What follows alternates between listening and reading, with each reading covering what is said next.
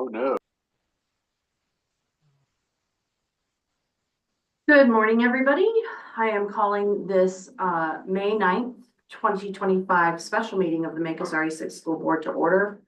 The time is 8:54 a.m. Mr. Hunter, would you please do a roll call for us this morning? Emily Hutchinson Brown, Present. Craig Manali. Here. Rachel McWhorter. Present. Victor Figueroa. Here. And Tim Hunter is present. Excellent, thank you. As this is a special meeting, Pledge. I know. As this is a special meeting, we do not have students at the table today. Therefore, I'm going to ask Rachel if you will lead us in the Pledge of Allegiance.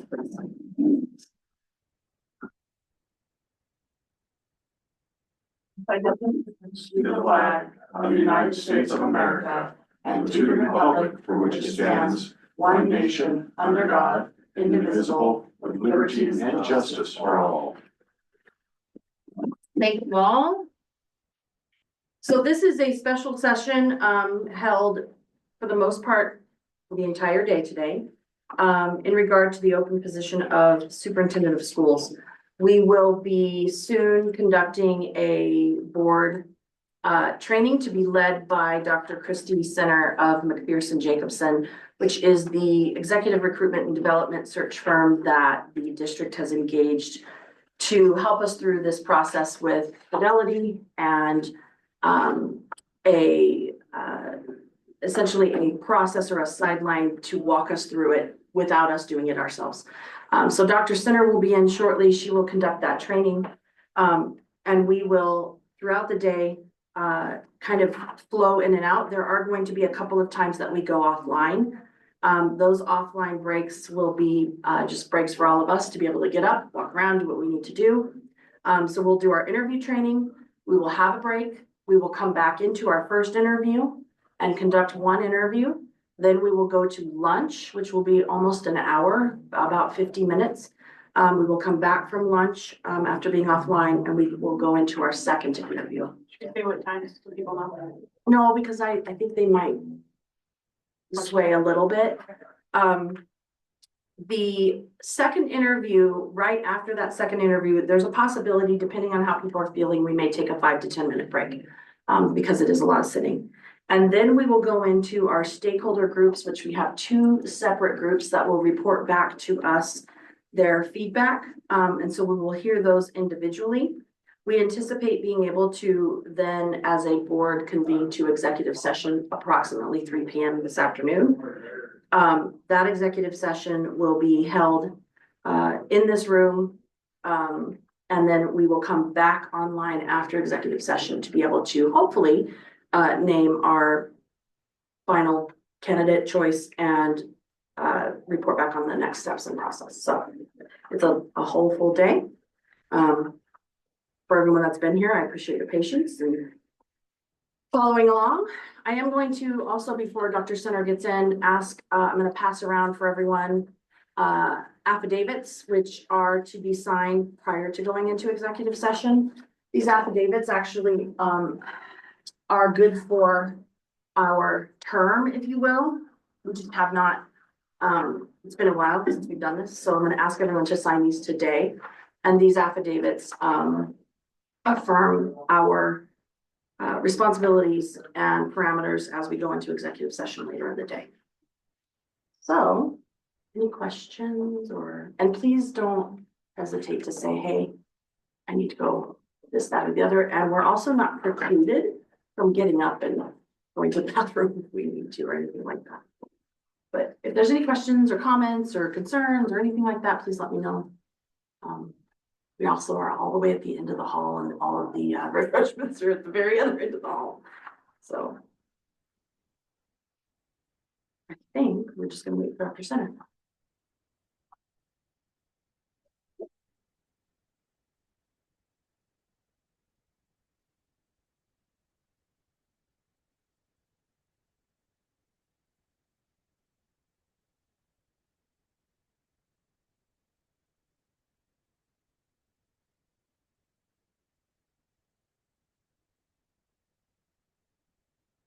Here.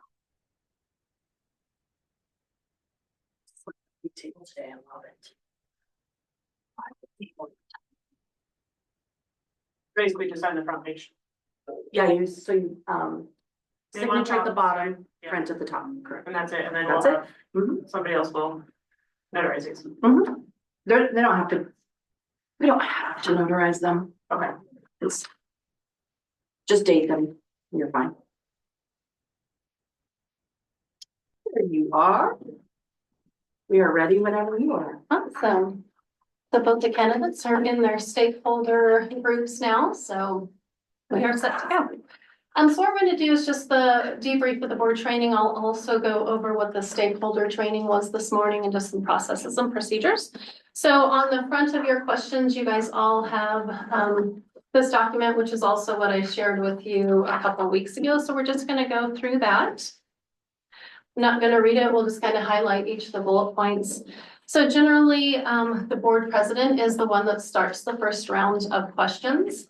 And that's going to be up to you guys if you're going to go just kind of round robin, because in the end, it doesn't really matter who asks the question, because what you're wanting is the information from it. So you guys can determine how to do that and start with Emily as board president asking the first one, and then you're going to go to the right or to the left and circle around. So will it be Okay. Tim next or Craig next?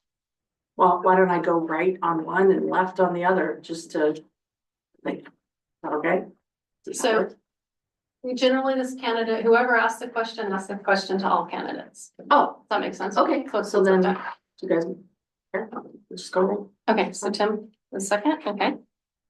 And then we'll just circle around to Victor, Rachel, Craig, and just keep going till the Okay. end.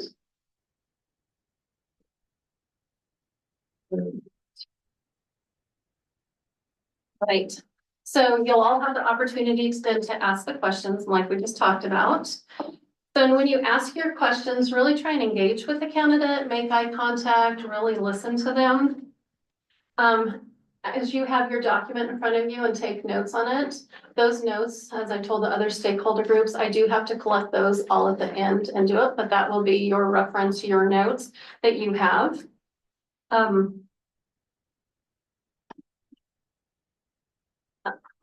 Basically, sometimes you'll have more detailed notes, sometimes you won't have quite as much detail.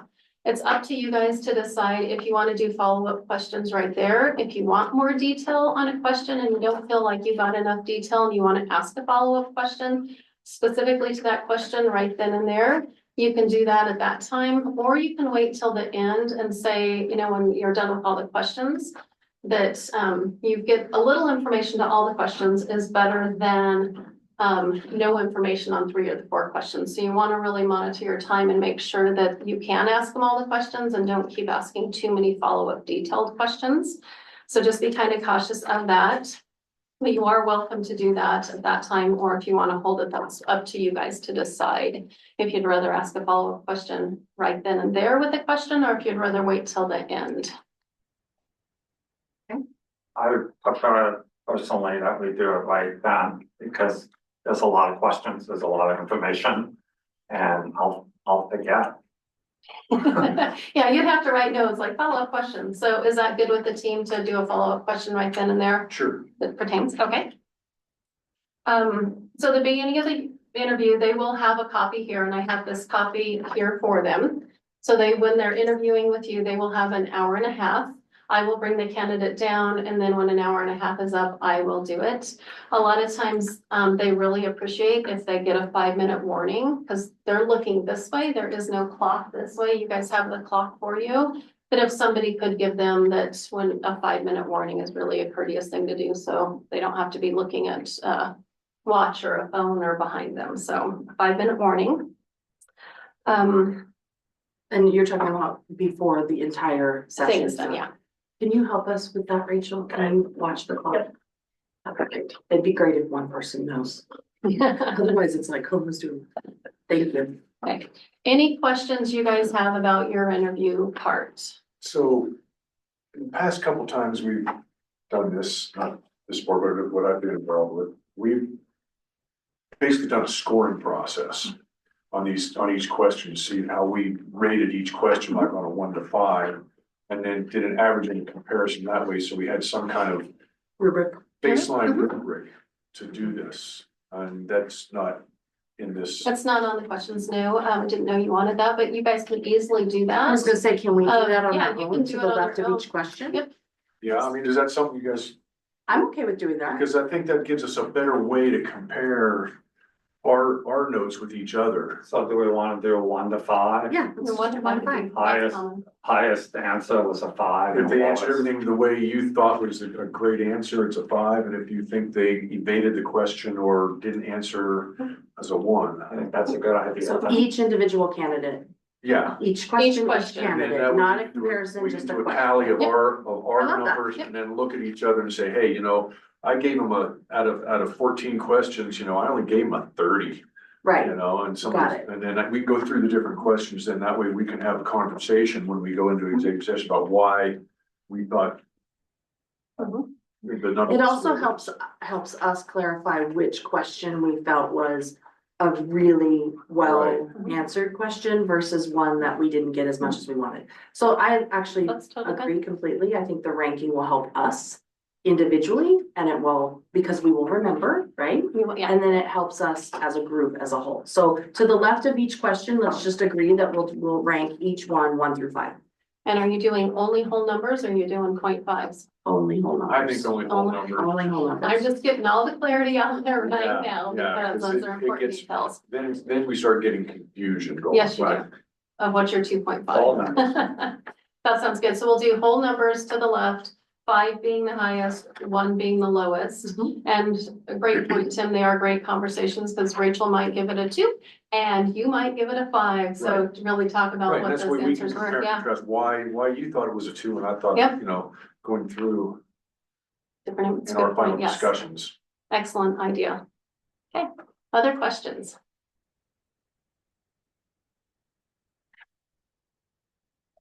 Okay.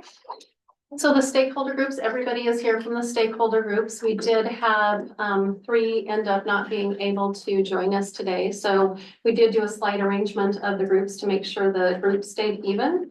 Because all the people that were not able to make it were in group 2. And so we had to even them out, which we did. So that is really good. So they are set to go.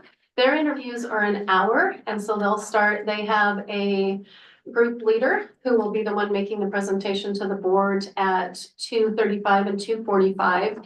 And then they have a timekeeper as well to give them a 5-minute warning. They have the questions out there and we went over all the details of what they're supposed to do, talking about the skills, characteristics, personality traits and attributes. And so they'll do that. They know not to compare and not to rank and that the chair will be reading the information to you guys after they come to consensus. So I think they are all set to go as well. Okay. Anything else? I know we have a break in the schedule and it's because we did have that candidate drop out, but it's much better for the board to have the break the first time than to have the stakeholders that are volunteering their time, not that you're volunteering your time too, but just it works best logistically to do that and then have you guys continue till the end. So, and they're good with that too, so. Yeah, and I think I stated that publicly to begin with. It's gonna be one of those, we're gonna have these moments where we may go to break. Yeah. Not just for a lunch break, but just breaks in general. Mhm. And I did also advise that we may go to break between our second interview and our stakeholder groups. Just if, just a quick 5-minute break if anybody needs to use the restroom or anything like that. And So you're gonna keep it recording Well, during those breaks, right? But not we this one? can, Okay. it's up to, I mean, the screen just pauses. so- Yeah, I mean, it's pretty easy, so. Yeah. So yeah, Yeah. we're just gonna broadcast for the day, but we are gonna go to pause recording right now because we have You have a long time, so yes. almost, over an hour, Yep. so. You Okay, guys are good with that? sounds good. So you guys should have a schedule. The schedule is Yep. double-sided, Mhm. depending on which way you want to look at it. You should have 2 copies of your questions. Have one here. If somebody messes up or needs an extra set of questions, I do have a couple extra copies. So, if you spill coffee on it or any fun thing like that. Okay. All right, I think we're good then. All right, we're gonna pause recording here shortly and thanks, Christine. Thank you.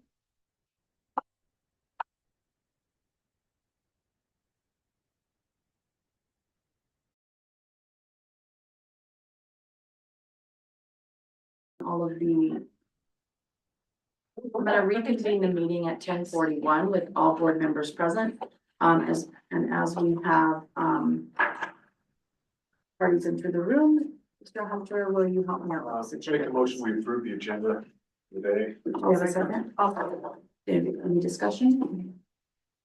I'd like to, call out that we have already accomplished the, very brief interview training. So we're gonna move into our first candidates interview. Motion. And now I'm gonna, just for discussion point, I was bringing that up. Let's go ahead and call for a vote. Emily Hutchins Brown, Aye. Craig Donnelly. Aye. Rachel Further, I, Vicky Figueroa, Aye. and Tim Hunter votes aye. So motion carries 5-0. All right, so, welcoming everybody here, including Dr. Mary Maribel. Welcome, and also, Dr. Center is, available and in the room for us as well.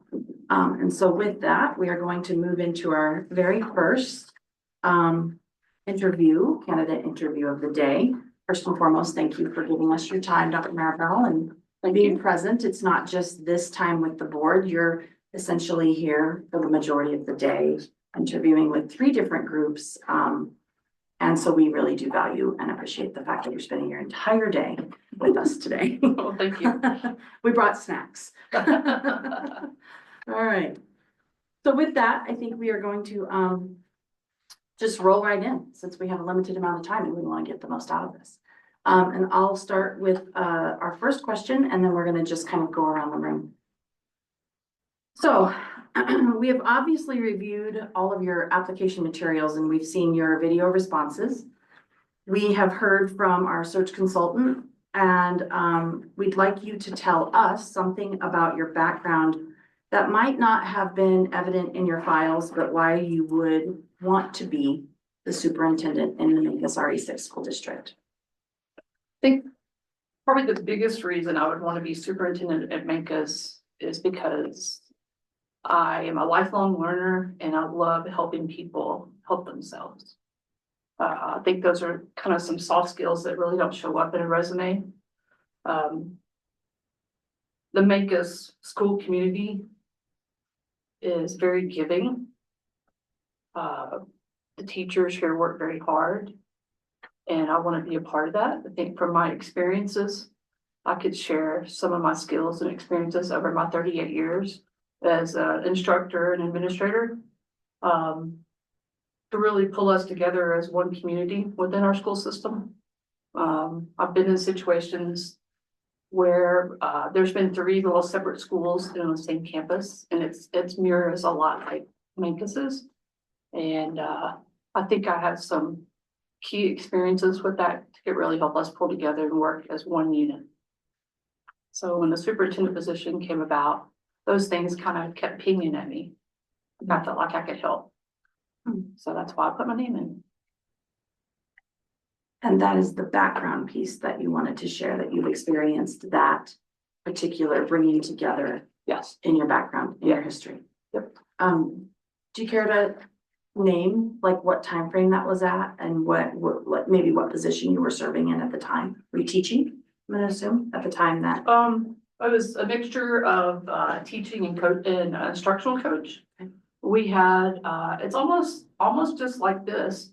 A preschool, we had an elementary, a middle school, and a high school. That everybody worked really hard, but like a high school teacher didn't really know an elementary teacher, right? And we were all trying to do the same things, but once we became more of understanding each other and really getting to know, it really started pulling together as one single unit. An example would be, we set up some standards pre-K through 12 that, like, here's what we wanted our kindergartners, once they left kindergarten, to be able to, this is what they accomplished as their goals. And then we set it up first grade. So we met as an entire school community and set it up from pre-K through 12. So by the time they left, if you stayed pre-K through 12, here's what they learned every single year. And it just made it where it was more unified. Like, I would know what a 7th grade teacher was gonna do, and vice versa. 8th grade would be like, oh, here's what the 7th grade is working on, right? So it just made it more unity. Anybody else have any other follow-ups? No? Okay, Mr. Hunter. mentioned, wanting to pull together as a community. How would you establish an atmosphere of open, honest communication with all stakeholders in the school district? And that's like teachers, staff, parents, and non-parents in the community.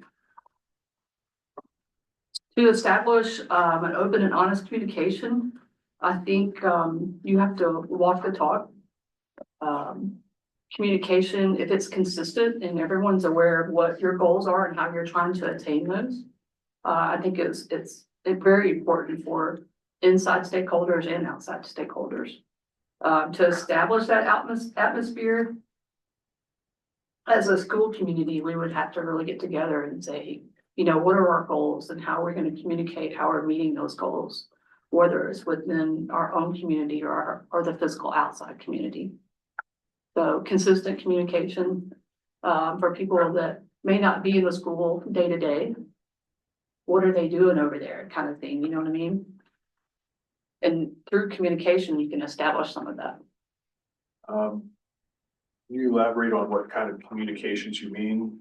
I mean, are we talking newspaper? Are we talking in-house publication? What kind of? I think it would be a little of social media. I think it would be advantageous for like a monthly superintendent letter that would be pulled out through social media, whether it's on our website or, through social media, Facebook, or being being involved in the community. Could be the same thing with teachers, working with them as a group and one-on-one communicating. So it could be a little bit of both. How do you feel about going out and doing like meet and greets within the community too? Because we have a lot of folks that don't participate in school kinds of things. Sure.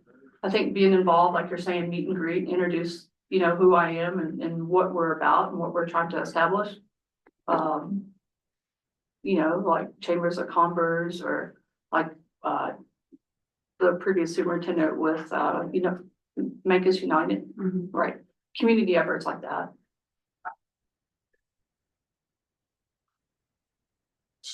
Dr. Maribel, Yes. we're gonna move on to question number 3. Okay. Describe how you would interact with students academically as well as socially through activities and athletics to foster a positive working relationship so that students have the opportunity to maximize their educational potential. I believe extracurriculars, whether it's athletics, band, art, music, whatever a student may be involved in, when they see you at extracurricular activities, it's really interesting how they're like, oh, first they see you as their teacher, right, or administrator, but it just gives you another connection that you have with a student, that you care about the things they're doing in the classroom and outside the classroom. Having been a former athletic coach, I know how important extracurriculars are. It just doesn't have to be athletics though. It's interesting as an educator when, I teach math, so some kids really struggle. But then when you go see them and they're in the band and they're just doing unbelievable things, it's really a step out that you really get to know that kid in a different way and they get to see you in a different way. Those things are powerful. So really being there and letting them know that you care about them and what they're doing instead of just being in a classroom with academics is huge. So you're visible. Plus you get to talk to them about, hey, you really did a good job. And they know that you're there and you really see what they're doing. So that's just as important as being in the classroom to build relationships. You had mentioned in your, somewhere along the way of wanting to be in each building every day, at least once. Yes. Does that align with kind of this same question here with just being able to walk through the buildings and the kids to see you? I mean, there's a lot of activities and there's only one of you. Right. So how would you prioritize, or really, how would you really try to attempt to be at many of those events? Because let's face it, everyone is still allowed to have their own life. Yeah, you can. And there's a lot. So Right. how would you accomplish where you start to make those choices? Yeah, and you show up? you can't overdo because then you're not quality for anybody, including yourself. I think probably what would be a positive move is to kind of pick and choose so that you mix it up with different activities, right? Same thing with being in the building. I think it would be awesome to schedule weekly different times to be in each building so that it makes it part of your schedule. Because when you do become an administrator, you can get sucked into the office pretty quickly. And the more that kids see you, and the more that teachers and parents see you, the more they'll have an understanding of who you are and, you know, or offer opportunities for them to come and talk with you to see who you are. So probably intentionally scheduling different activities so that you're not overwhelmed with being in everything would be probably a positive way to do it. But you're right, you can do too much and not be, you know, have any life or have a quality even trying to go see those activities. Any other? Oh, okay, Rachel, number 4. How would you create a network of key communicators from which to gain input about the school district affairs? I think key communicators which gain input about school district affairs. As a principal, I used to do a monthly newsletter that was through the website. I would think as a superintendent, that would be something to be positive as communication. That would be really for outside community. I think inside the school community and network would be, you know, really staying in touch with teachers, whether it's through that same communication or even just consistently being available to communicate with them. Network is consistency more than anything with communication. I think it's important, like I said, with the newsletter, with teachers being available, whether it's through emails or newsletter as well. Yeah, social media and websites are huge. Any follow-up questions? I know the Mancus Matters and Blue Jay Journal and that kind of stuff. Right. But do you read those things Oh, now? I do, yeah. I used to do it through what was called Schmore. And always made sure that, you know, you're trying to explain what's going on that month or what's happening that week. And we always try to include videos and pictures. So it was really neat for people to see that maybe never come to the school. They also had the opportunity in those viewings to see what was going on. So yeah, I read Mancus Manners and the Little Blue Jay Journal. I think it's a great way to know what's going on, you know, in different schools. Anything else? Or even when you see the social media, Facebook, and see, like right now, they're doing the senior features. It's really neat to see some of those. I love this. Yeah. Like the kids receiving scholarships and awards. What their plans are. Greg? We're looking for a superintendent who can remain firm even in the face of adversity. Give us an example of when you have had to do that. COVID was a big one, right? So an example of dealing with adversity. So, you know, with COVID, some people believe this, some people believe this, and then all of a sudden you have to bring all these people back together and let's try to work through this. What I found is I had to really be an active listener to what their views were about whatever they believed. And then you have to also communicate about what our school district would allow and approve, right? We had to, a lot of times, come together and agree to disagree, because when we did come back to school, there were so many parameters we had to work with. So if I believed in this side or believed in this side, we had to find a way to meet in the middle. That was challenging because you had some hard beliefs about what it was and what it was not. But at the same time, we wanted to get our kids back and as an administrator, we really had to be the face and help parents and families understand why we were doing what we were doing. And we had to follow these processes because that's what our district has established. I think those are the kind of adversities, you really have to be a great communicator and really hear people and understand why they're feeling the way they're feeling. But can we meet in the middle somewhere for the, you know, the best part of what the school would be about? That was a huge adversity. You learned a lot through that. You have to be very patient. You have to really understand people's point of view. You have to be empathetic. I think in adversity, those are a lot of things, and you have to remain calm when other people are maybe not as calm as you would want them to be. So that's one of the latest big adversities to deal with. As a coach, you coached athletics for quite some time. Yes. Can you give us an example? Because I know there is a lot of various levels of skill, various schools of thought, various passion around sports.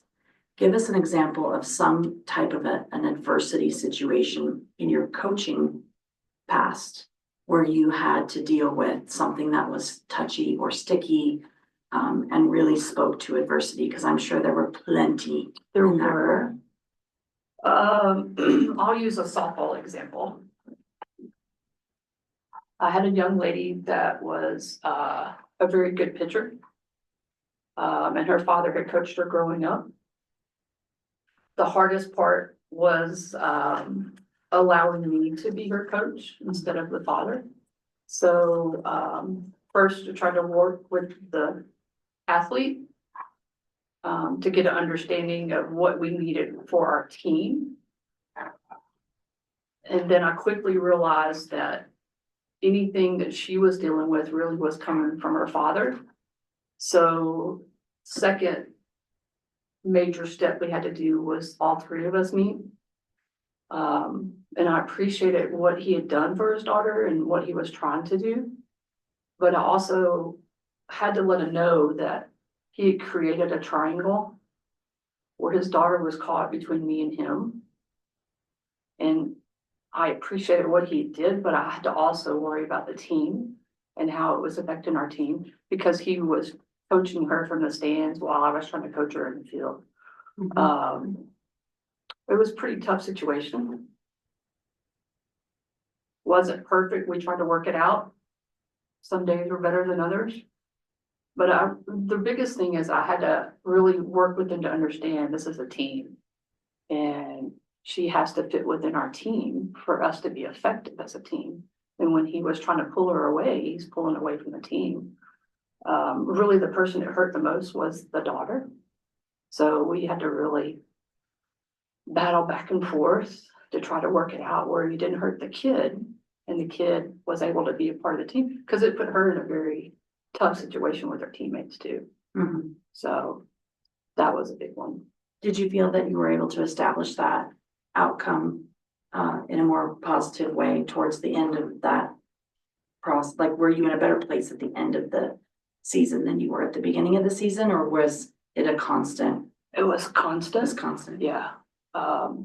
You know, sometimes you're trying to work things out, and my job was to protect the team and do the best for the team, where he was trying to figure out what was best for his daughter. So some days were better than others, but it still was a struggle.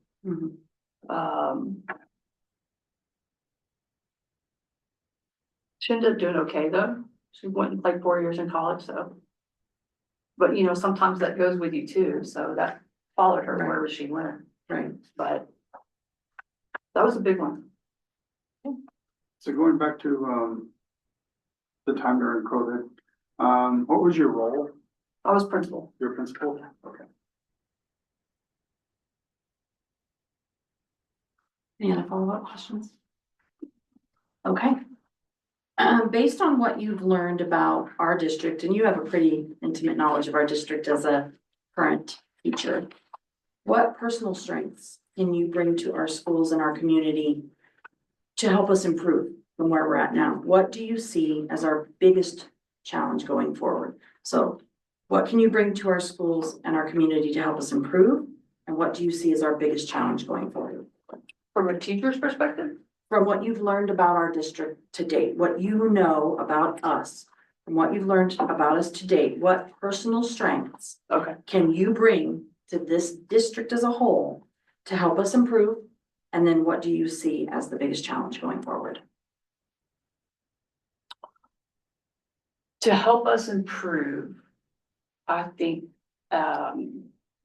regarding teachers and staff, I would like to see us become more of one unit.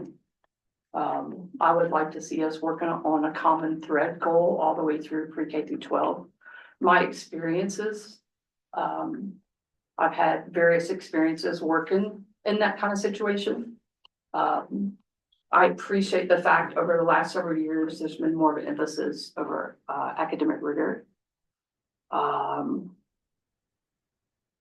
I know that I'm an effective instructor. I know what an effective instructor looks like. I think our teachers work really hard. I think that the instructional support side of me could really help with some information that maybe they are seeking help with. I appreciate there's been more emphasis on data and really looking at data to see if we're meeting our goals. I think we could do a better job with that. Of course, I'm a math person, so I kind of get into data. It's not the only thing, but it can kind of reinforce what we're trying to do in the classroom, right? So teacher, school structure, culture. Worry about retention. You know, you already have a group of people that want to be here and they're not getting paid very much. So it's really been a pretty good indication that they're choosing to be here because it is a good culture. Those kind of things I would like to see improved. Okay.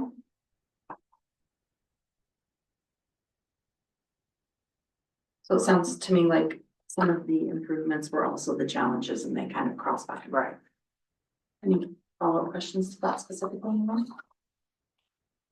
Oh, all right, Mr. Hunter, number 7, please.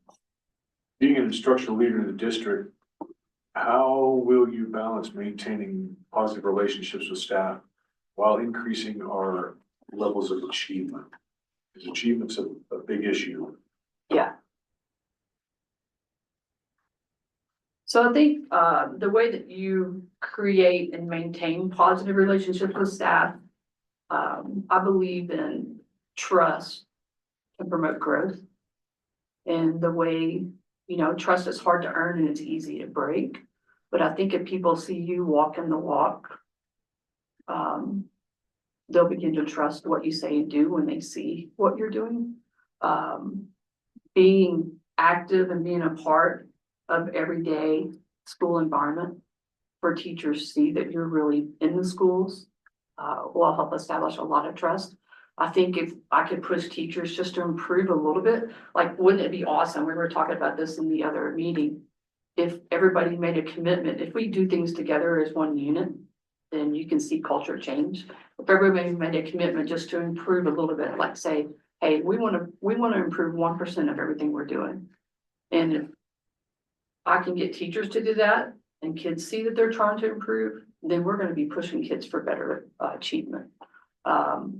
You know, when you hold each other accountable, it makes a big difference. And I think that's reflective in the classroom when students see you doing that consistently. So holding people accountable and helping improve achievement, it has to be something that we decide as a group. How are we going to do this? How are we going to make this place is good, but how do we make it better every day? I believe in growing, and that's why you're in school anyway, whether you're a teacher or a student. So as far as accountability, you have to go through the levels of, you know, me as if I were superintendent to the administrators, making sure we're using the same language, common language to help get to the teachers, and the teachers the same, holding each other accountable with their students. I think one of the things that stands out here for me, and this is something from the outside looking in, not being in an educational system on the day-to-day. But rather being in a more of a corporate environment. It's hard, and this is the part of the question that I think I'd like to dig into more. Holding people accountable also means that you have to tell them in no certain words that they're not doing something correctly. Right. You have to let them know that this is not being done well. Right. Or this is not being done in the same steps or way in which we expect, Yeah. correct, for this outcome. Right. That, I think, is that positive relationships piece. So if you were to put yourself in front of a student, or I mean a staff member, Sure. and have to critique that, are there things that you have experienced or thought of that would put you in a different place to impart, here's what you're going to do differently, that will affect how your outcome is produced, right? Give us an example of like maintaining the positive when you're actually affirming that something's not well Sure. enough. When you get into that kind of situation, you have to be very objective. And you have to really put aside the subjective side of working with an employee that way. An example would be, I had a teacher that we had evaluated as I was a principal. And we talked about, after the observation and the evaluation, there were key components that within our evaluation system he wasn't meeting. So when I went back and we were talking, you talk about the things that you felt went well, and then you talk about the things that as an evaluator, those are different things that we wanted a teacher to have. So we talked about those, and then you have to really establish some type of plan in writing that you're going to work with, right? Those are the hard things. But if we're really trying to accomplish what our goals are, you have to also discuss those. And I believe you can do that with tact, right? The problem comes up, are they going to meet what that plan was, or are they not going to meet, right? So then there's another time that you have to go back and say, yeah, you did this, or no, you're still not doing this. And then if it goes well, then you continue to work with. If it doesn't, there has to be a point where we're saying, sorry, this is not working out. Those are not easy, but they have to be the right thing for the school. So, but you have to establish some type of relationship before you even get to that situation so that you're able to communicate those. If that's the first time I've ever worked with somebody, it's not going to be as popular or as easy to deal with. But if it's where you've been around and they know who you are and what your expectations are, it becomes a little bit easier to communicate. So those decisions have to be made. Ultimately, it comes what's right for the students in that classroom. So. Does have any follow-up questions to number 7? No? Okay. So, question number 8 says, how would you resolve a parental complaint if a teacher or administrator was in error? Well, with the parent complaint, you would love for them to go to the teacher first or the administrator first. That would be, that's the first thing you want to know. Did they try to work it out at that level first? Everybody doesn't go through those different levels. They'll just jump right to the superintendent. Usually when it gets to that point, it's because somebody wants to be heard because they felt like maybe they haven't been heard, or maybe adjustments haven't been made to fulfill whatever their complaint is. I think, you'd have to really pull in all possible information that you could get from both sides. And really work through whatever was going on with the teacher administrator. If it was something in error, then we gotta, figure a way to make it right. If they were doing what they're supposed to do, then I would have to work with the parent, and let them know these are the guidelines and what I've investigated. How can we help meet you with whatever the problem may be. So it really depends on the situation, but if it's, that would be my first question, is to see, did it go through the proper steps first? And then really try to gather all the information I could for the situation and work through it with the teacher or the administrator and the parent. Can you give us an example in the past as a principal in the sense of, it's gone through the channels, you've investigated and found that there's been some process errors or some errors around how things worked out. How did you how did you support an improvement of teachers at the same time supporting parents? Yeah, we'll see. Had a parent that when I was at the high school as principal, they were not happy with the teacher and they went right to the superintendent. They didn't come to the principal. So the superintendent obviously called me as the principal. My first objective was to have conversation with the teacher and try to work through it. What really drives what's going to be next is really what happened, right? And in this situation, the teacher was in the wrong. So I had to really work with the teacher about what was in the wrong and were we going to be able to change that situation? Unfortunately, it didn't change. And I had to let that teacher go because of a type of insubordination. I've been in situations where it's kind of happened the other way, where maybe the things that were said, by a student to the parent didn't actually happen. So you still go and find out what are the details. And then you really have to go back and communicate with the parent about, here's what I found, here's where we are, and then how can I help you continue to work through this? So I've seen it both ways. Again, ultimately it comes down to the kids and what's right for them in the classroom. So both ways, it has to do a lot with meetings, a lot with communicating, fact finding, documentation. I mean, you can really, if you're doing it the right way, that's what it really comes about. Sure. Yeah. Any other questions follow up to that? Marie? No? Rachel? All right, this one's got multiple parts. We're gonna we'll go a little bit and we'll break and then we'll do the rest of it. So describe a time you provided leadership around an issue or an effort that you knew and believed was right, but it may have been controversial.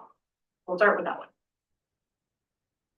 Which one? No, I'm just teasing. I was trying to think which situation. Describe a time you provided leadership around an issue effort you knew, believed was right, but may have been controversial. Okay.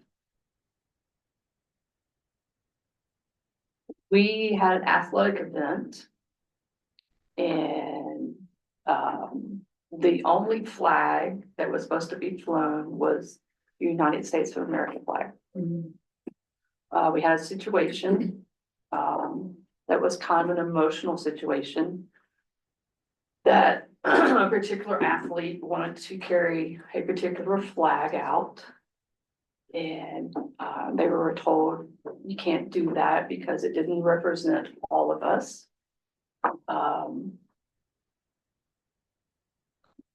Because if you're allowed to bring that, then somebody else might bring something else. So we tried to work really hard to get the people involved to understand why we only had one flag, right? Well, we had our US flag and then they had their school flag that we ran. At an away game, this particular athlete decided they were going to take their flag anyway. And they ran out with their flag. So once that happened, the coach had already been instructed, if that happens, they have to sit down because they had all been told the situation. I knew it was the right thing for the school, but some of the people involved didn't believe it was the right thing for those particular people that wanted that. So I had to really make sure and communicate why the school chose, and it wasn't just the school, it was the school district that chose this is what we're gonna do and this is the way it's gonna be. That was a tough one because I understood why they wanted to do what they wanted to do, but it didn't make it right. And I had to make them understand it was right for our whole school. We had to represent the whole school. And the way that we represented the whole school was with our school flag. That was a tough one. It's sometimes if you get like that, you know it's right and you have to take the brunt of it because it's the right thing for your school district. When you're working through that, and how did you develop your leadership plan and your strategy then to not only deal with the student, but then the community and basically everyone, you know, all the different stakeholders in that? Yeah. Communication was big, not just verbally, but we had to put some things in writing as a statement from the school district about what our beliefs were and what we wanted our students to represent. You know, that's not a catch-all, it's just an explanation so that people understand why that decision was made as a school district. Obviously within the school, we had some announcements about why, you know, the united front for our school district was represented instead of just individuals. It wasn't that we didn't believe in everything for each individual, but we still had to represent our school district in that way. So we did an actual letter from our superintendent came out because it was a hot topic. And then as a principal, I put in some communication to like on that Schmore newsletter. So that doesn't mean everybody was happy with it, but you have to help people understand why you're making that stand. So that's what we did with communication. Is there anything you would have done differently? No. I knew it was right for the school. I knew if there's some other flags that have flown, some people would have been very unhappy. But if we allowed that, then you have to allow everything, right? Not that everybody believes in everything that was coming out, but that's what we had to do. I believe it. I don't think I would have done anything different. Sometimes you have to stand up for what's right, even when it's ugly, right?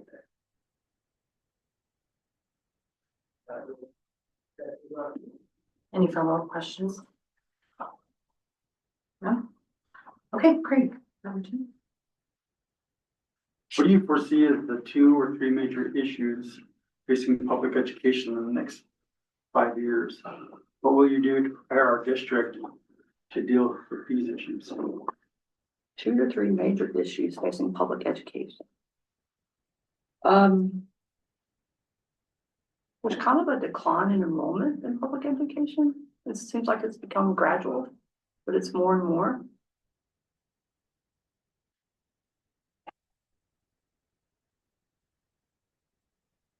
I think it's tougher and tougher getting good quality teachers. I'm kind of interested in what AI and how we could use it effectively in our schools. That's going to be something that I think, you know, there's going to have to be a lot of investment in so we can use it properly.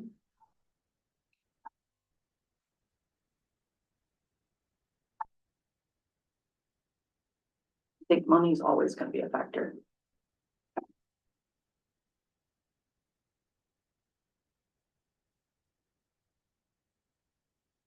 Any ideas on how you will prepare our district to deal with enrollment and finding some good staffing, AI and dollars? Yeah. We're kind of different because we're in a small area, so that's going to be kind of tough. When I was a principal and we tried to come back from COVID, you know, the numbers were really low and a lot of people didn't want to be around other people. So we really worked hard to establish, hey, do you want to come part-time? Mm-hmm. Do you want to take our courses that we offered online? Because we did a lot of online, and matter of fact, they still do that. Offer some kids some online courses. It was a way to pull in a little bit of money. It's not a lifesaver. But it was a way to try to reach out to students that maybe weren't in the classroom all day long or just wanted to come part-time. So we did some of that. Teachers, retention. You know, what can we do to make this school special enough that they want to stay here? The mill levy is gonna be a big deal for teachers and trying to work with the financial side of, trying to help them financially. And just trying to fill, you know, creative ways to work with monies. We did pull in a lot of grants like happened here. Grants are awesome if they can continue year to year, especially when you're trying to hire people for different positions. So I believe in grants, but I also worry about grants because if you have something that's a key and you gotta let it go, and then that's the real world. Mhm. So AI, we would have to do a lot of education. Do you guys have any follow-up questions? Okay, talking about money. budgets. Budget development is a balancing act between needs, obviously. What steps will you take to ensure the board, the community, and your staff support in decision-making around budget?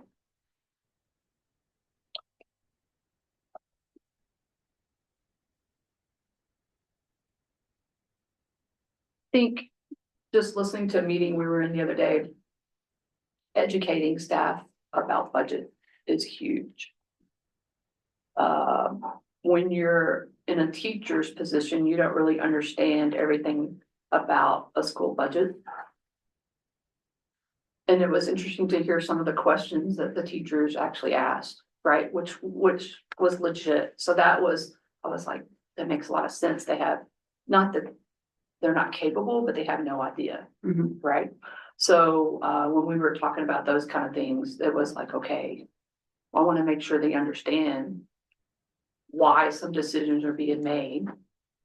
And a lot of that is educating them about where the money comes from for schools, which you kind of take for granted when you're in an administrative position because you have a better idea than a teacher would who's in a classroom.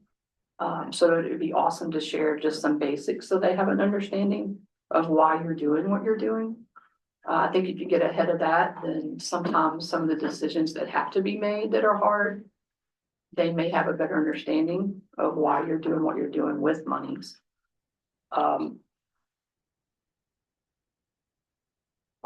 You know, there's always going to be, we only have so much money coming in. How can we control any of our expenses? And that comes down to just making sure our lights off in the afternoon when you're not using a classroom. It could be something as simple as that to help out. I know that's not, you know, a big percentage of what a budget would be, but if we all take ownership of it, it's a little bit easier. But I think just education of why you're doing what you're doing will help a lot of people understand. They may not agree, and sometimes that's hard, but the more people understand what's going on and why it's going on, I think there's a better feeling about why you did what you did. And if you do that proactively, then it's easier when some kind of decision has to be made. Would you support a like a finance type committee structure around that suggestion? Meaning some supportive committee work where you have all types of players at the table, meaning a principal, a teacher from each building, That would be, a parent, a coach, Yeah. or DAC member, PTA member. Is that something you would support or feel as though that would be too far of a reach? What's your take on that? I don't know, that would be interesting to look at and see, you know, would that be something that would be effective to have like smaller leaders go out and explain too? If they're a part of that, it would be interesting to look at to see all the details. And how would you work with the business manager in regard to this balancing act? Big time. Matter of fact, before I even thought about applying, I went to talk to Chrissy and said, look, there's some things I know as a principal from a budget, but obviously not from a superintendent side, that I would really have to lean in hard with Chrissy. And you know, we talked about some things and she's more than willing to help whoever the new superintendent will be, right? But that would be a pretty hard lean. I think she's used to that. Yeah. After a few years. What was really interesting yesterday, I don't know if you heard one of the community members. She said, I have to ask you a personal question. So I said, okay. She goes, are you financially responsible? And so I said, are you asking me personally? And she said, yes. I said, heck yeah. Mhm. And but I am. And I told her, I said, I taught a personal finance class here. And the state of Colorado is trying to push it. They're actually supposed to vote today to see if the state's going to be the 28th state to require personal finance at a high school level. I personally think whether it's required or not is something that students need and want. But I thought that was awesome that she asked that, because if I'm not personally financially responsible, how can I have that same responsibility for a district and the millions of dollars that you deal with, budget wise? So Mhm. that was kind of enlightening for her to ask. She Mhm. said, I asked the other kiddos, I have to ask you. I said, that's fine, that's awesome. I thought it was neat. Mhm. Can I just ask if you could help us understand, when we look at a budget, how do you view it from a priority perspective? Like, how do you determine how to balance a budget when we have multiple Yeah. types of priorities that Yeah. we're initiatives or things that we're trying to get done? And this is one, let's say this is one of these years where the balance, the budget's tight. And you have to determine, how do you do that with your team? I think what I would look at is, what can we do without that would least affect students in the classroom? And I know that's a big, broad answer. But are there things that we can cut back on that won't directly affect students first, right? And that's always the hard part about balancing budgets, whether you're at a school or whatever it may be. That would be my first, like, what are our priorities, right? And then really, what are our priorities out of those first priorities? What's going to be the most important thing? What can we live without for a little while, or unfortunately, maybe for a long time? I think that's the way I would approach that. Any other questions? All right, Tim. Understand. Along those same lines, have you been involved in deficit financing? Yes. In other words, what kind of When philosophy do you I have about that? was, my second year principal, we had to cut back on some staff. And, the hardest part about it was we knew we had to cut back. And then how you had to fill in the gaps with people that you had. Educating who is in your building is usually the toughest part, and then educating the parents about why this had to be a cutback, right? It was an essential part of that community, the person we had to cut back for a long time. So it was pretty raw for a while, but it was something that the district had to do to cut back on some finances. So it's never easy,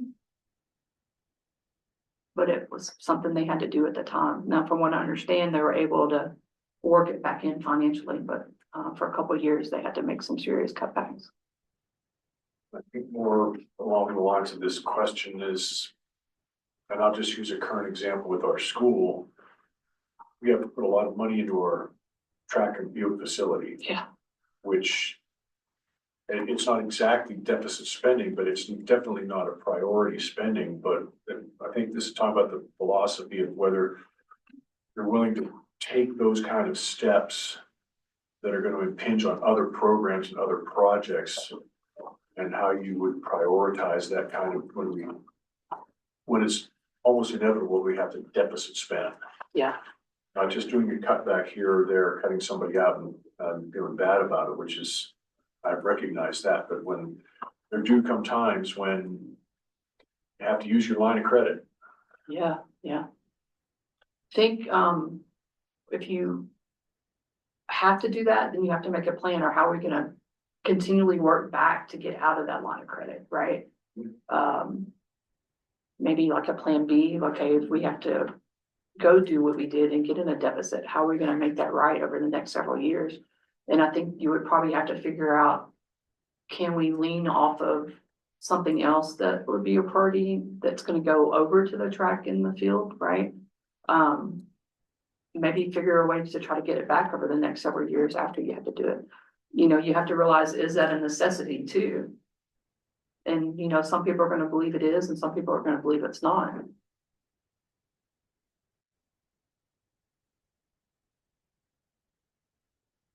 I mean, you almost think about personal credit, right? If you do decide, or you have to, whether it's emergency, you have to figure a way to make it right, balance it back out if you can. Mhm. And that would come with a plan. Any follow-up questions? Anyone? So, 13 is a longer, question, but the first part sets you really up for the question. Okay. So I'll read the first part and then stop a minute and then ask you the question. Okay. Given the current landscape of public education encompassing challenges such as increasing political polarization, local rule dynamics, teacher shortages, mental health concerns among students and staff, and the need to address equality and achievement gaps. So here's the question. What is your vision for our district the first 3 to 5 years to move us forward? That vision while effectively addressing these key challenges. So I think when all those things are really real things that you deal with every day outside of a school system, I think what has to happen is you have to establish, it's almost like thinking about it this way. We don't do those things here. You know, in like, you talked about equity and political polarization, even though that may be a norm out in society, I think we have to establish this is our norm at our school. Like, you know, when I first walked in, the biggest thing you saw was be ready, be respectful, be responsible. If that's our norm, then it has to become a common language, pre-K through 12. And then you have to really make sure that your staff, your parents, and your students understand this maybe happen outside of our classrooms in our community, but when we walk in this building, we want you to be this type of person, right? To me, you're in schools and education because we want to help produce good citizens when they leave our schools. And part of that is, yeah, this may be going on. That doesn't mean it's right. And we don't treat each other that way. I think that has to be a part of your whole culture, besides just academics and achievement. You want people to be good people and go out and maybe help them understand how to deal with some of those situations.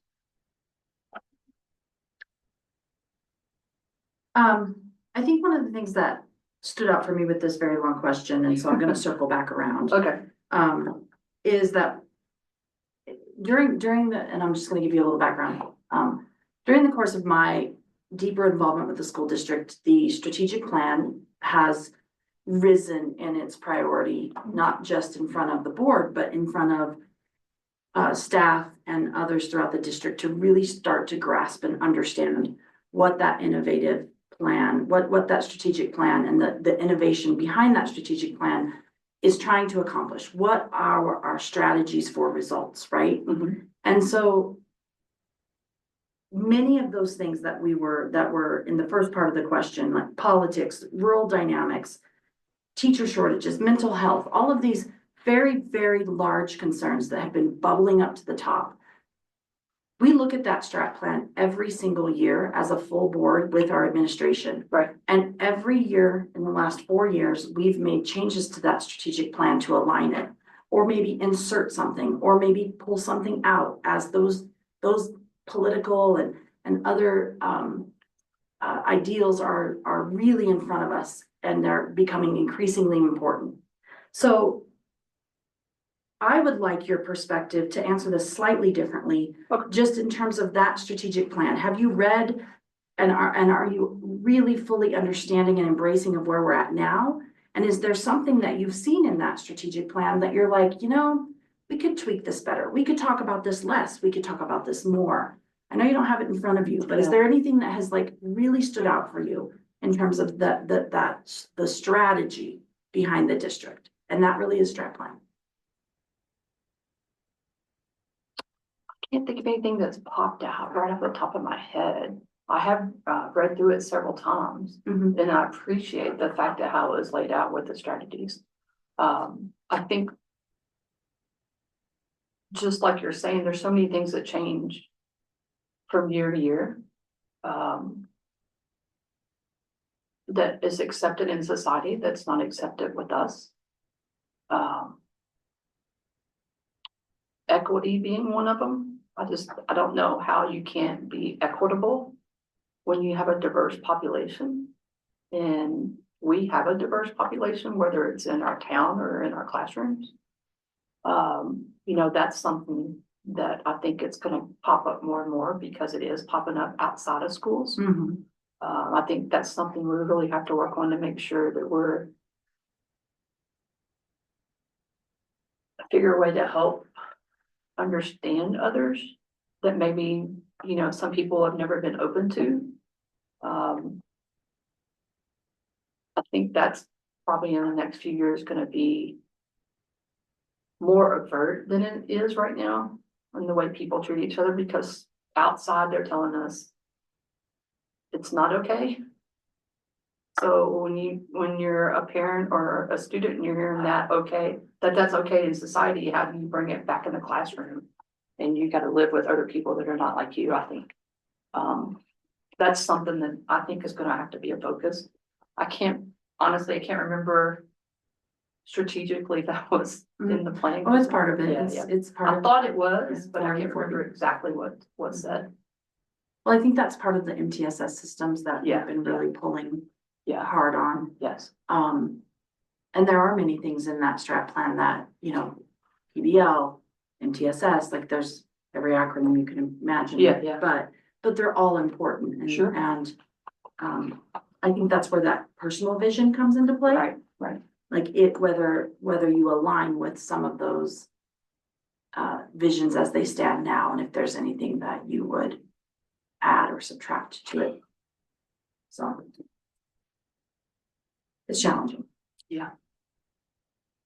Anybody have any other clear follow-up? I think with the MTSS, Mhm. I see that as a good foundational for the tier one. That's gonna be helping move it on to the tier two and tier three situations with teachers and, you know, helping keep pushing that so that we all understand what is tier two as an educator, how am I helping a student with whatever behaviors that may be. That, I think that's the next level, Mhm. just thinking about MTSS. Mhm. I think a lot of teachers do it, they don't realize it, you know, some. Mhm. I agree. Rachel, number 14. How would you provide leadership to foster a strong board and superintendent relationship? And how would you assist the board in reaching consensus on decisions? And how would you deal with the serious difference of opinion between the superintendent and the board Oh, they have serious difference of opinions. all the time? I don't know, I'm just teasing. How would you provide leadership to foster a strong board superintendent relationship? I think if we can talk through things and see, you know,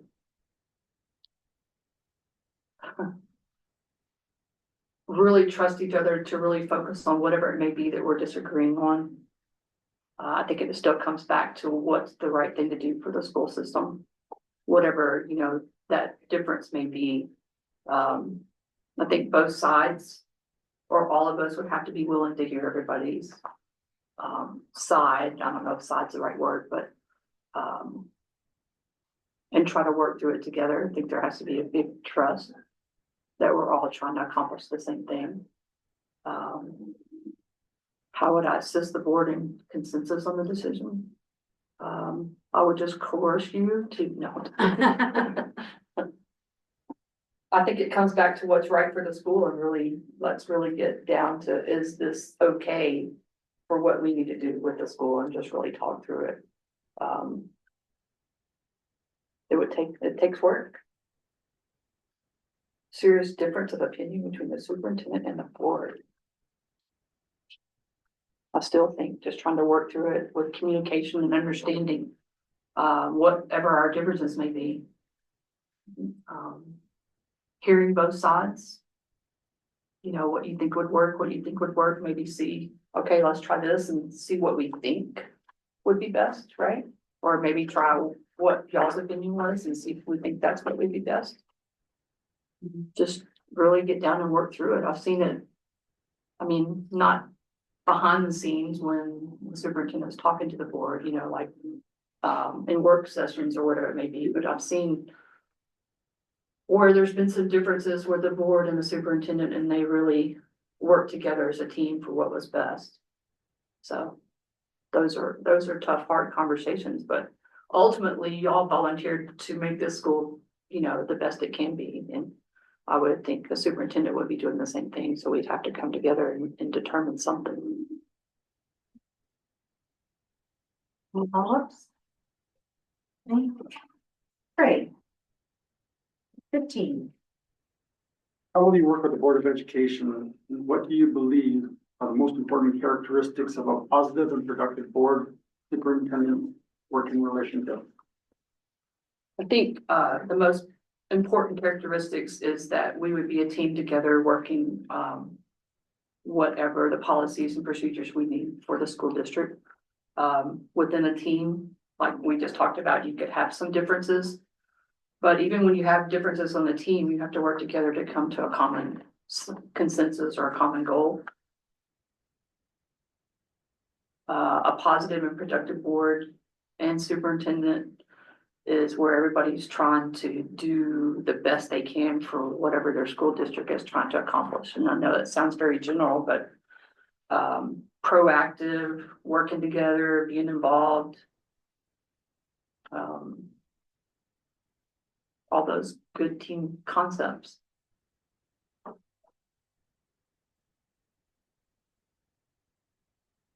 How would you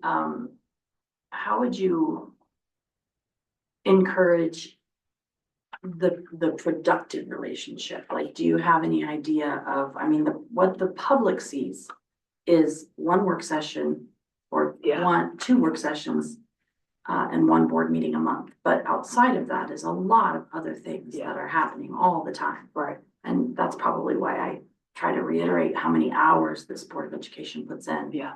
For approximately $0 of pay. Right. But so to increase or help the effectiveness or productivity, do you have ideas around, well, I would, you know, I've seen it this way and I've also seen this work. Are there any ideas around making the relationship between the board and the superintendent the most productive it possibly can be?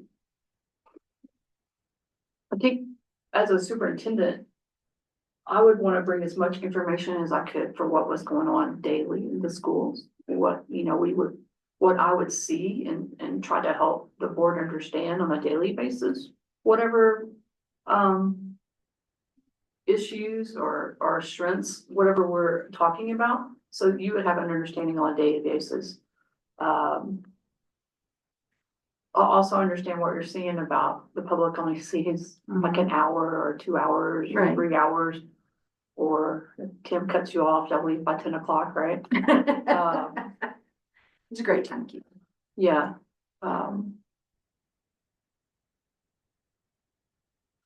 That would be interesting to see how you could help people understand how much work really goes in behind the scenes. Mhm. But I think that's with teaching in administration and superintendent and a board. I don't think people that are outside of education realize how much extra time anybody puts in. Great.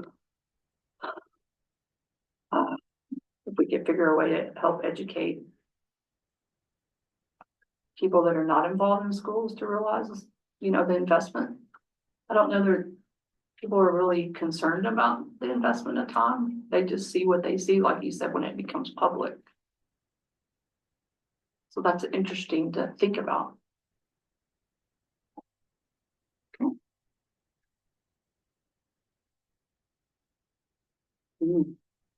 All right. Any other questions? I think I'm up.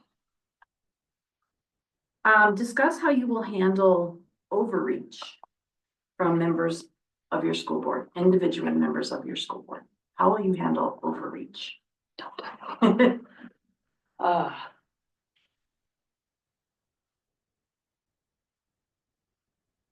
I think before, if I was superintendent, before we would start, I would want to have a great understanding between the board and myself, like, you know, let's really get down and understand what our roles are. And you know, if we're really working together and being honest, we should be able to talk about, you know, let me handle that part because that's my responsibility. But you know, communicate in a way that it's not offensive, right? That we can work together if it was overreach.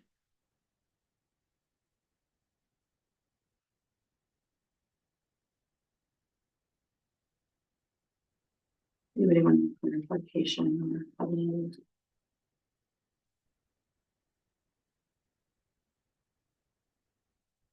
I think that this is a key point and something that just so that for everyone's awareness, we do follow up on and will as a board come together with the new superintendent for training before both parties move forward around roles and responsibilities, because it can easily be understood as though because I think we're all sitting here for the right reasons and the greater good and the student success and outcomes.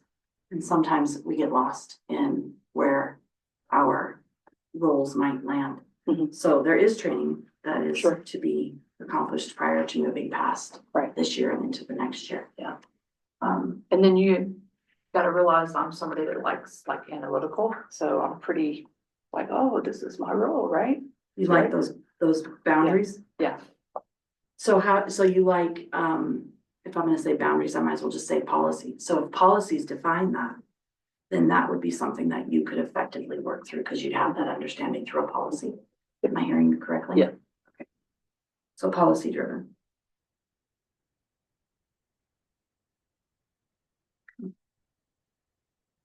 Mr. Hunter, number 17. And how do you propose to involve the Board of Education in our strategic planning and goal setting and budget development?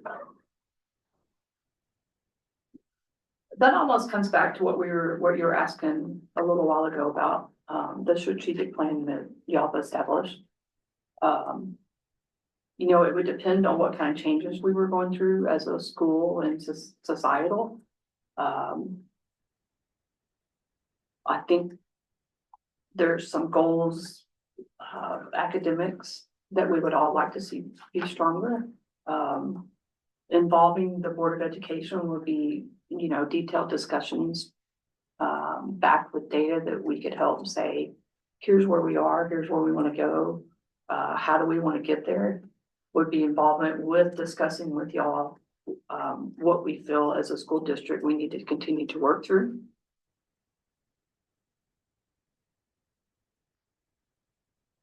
Same thing with budget.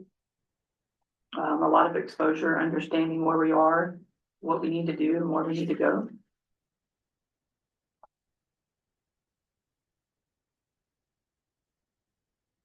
One thing about school is you're always making adjustments. Right? I mean, it's just part of everyday life. There's something new that's gonna happen.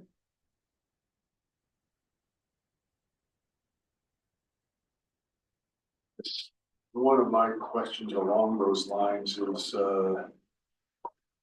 in involving the Board of Education, the superintendent is our one employee. Right. And the superintendent has, you know, specific educational knowledge about processes and procedures that we generally, as board members, are familiar with, but are not adept Living it, at. right. And would it be more of a coming down as a directive and here's why? Or would it be coming down as a suggestion and what would you like to do kind of scenario? Yeah, I'm not sure I would be like a directive. I think I would come more from the teacher side, like educating. Meaning, like you said, there's things that maybe an educator would understand that happens or needs to work on. So I would probably come in and not as a suggestion, but to almost educate about why I think those things need to happen. And get you to understand how it happens or whatever it may be daily in an education setting. Whatever that might be, it's kind of hard to talk about without what it is. But I don't know that I could come in and direct you to do it. I don't know how well that would go over. It's more about understanding whatever it is that I'm trying to present that we would need to change. Does that make sense? Is that what you're? Well, that's kind of where, yeah, I mean, because there are leaders that lead by, this is what we're doing. Yeah, And then there's leaders that say, here's what we should be doing and here's why. yeah, And there's differences in those. Yes. Leadership methodologies Right. that both can work. sure. I believe in collaboration. I believe if I were to bring something that I would want us to focus on, it would be because I see it as something that we need for the school. And part of that collaboration is really educating to understand why we would need that, right? That's the way I would approach it. Any other follow-up? Victor, number 8. Number 18 is give an example of how you would communicate with our Board of Cooperative Services, known as BOCES, and advocating for students' needs and supporting our staff at the same time. And just for clarification, our BOCES works in partnership with our district Right. to serve the special needs population for our district. That would include special education students as well as gifted students. True. Everything kind of in between. Yeah, I think would have to come in and really see, what are our needs for the whole school district. I mean, I have an idea of what some of the needs are at my level at the high school. I think I would really have to work with the teachers and see where our students are and what needs they are requesting. Just like you would with a special ed director, because to me, that's what BOCES is providing special ed services that you don't have from a special ed director. And then really getting in to see with the staff, hey, are they helping us meet our needs with those particular students? So a lot of inspection and follow-up to really see, are we meeting the needs, right? Sure. With the gifted or the special ed.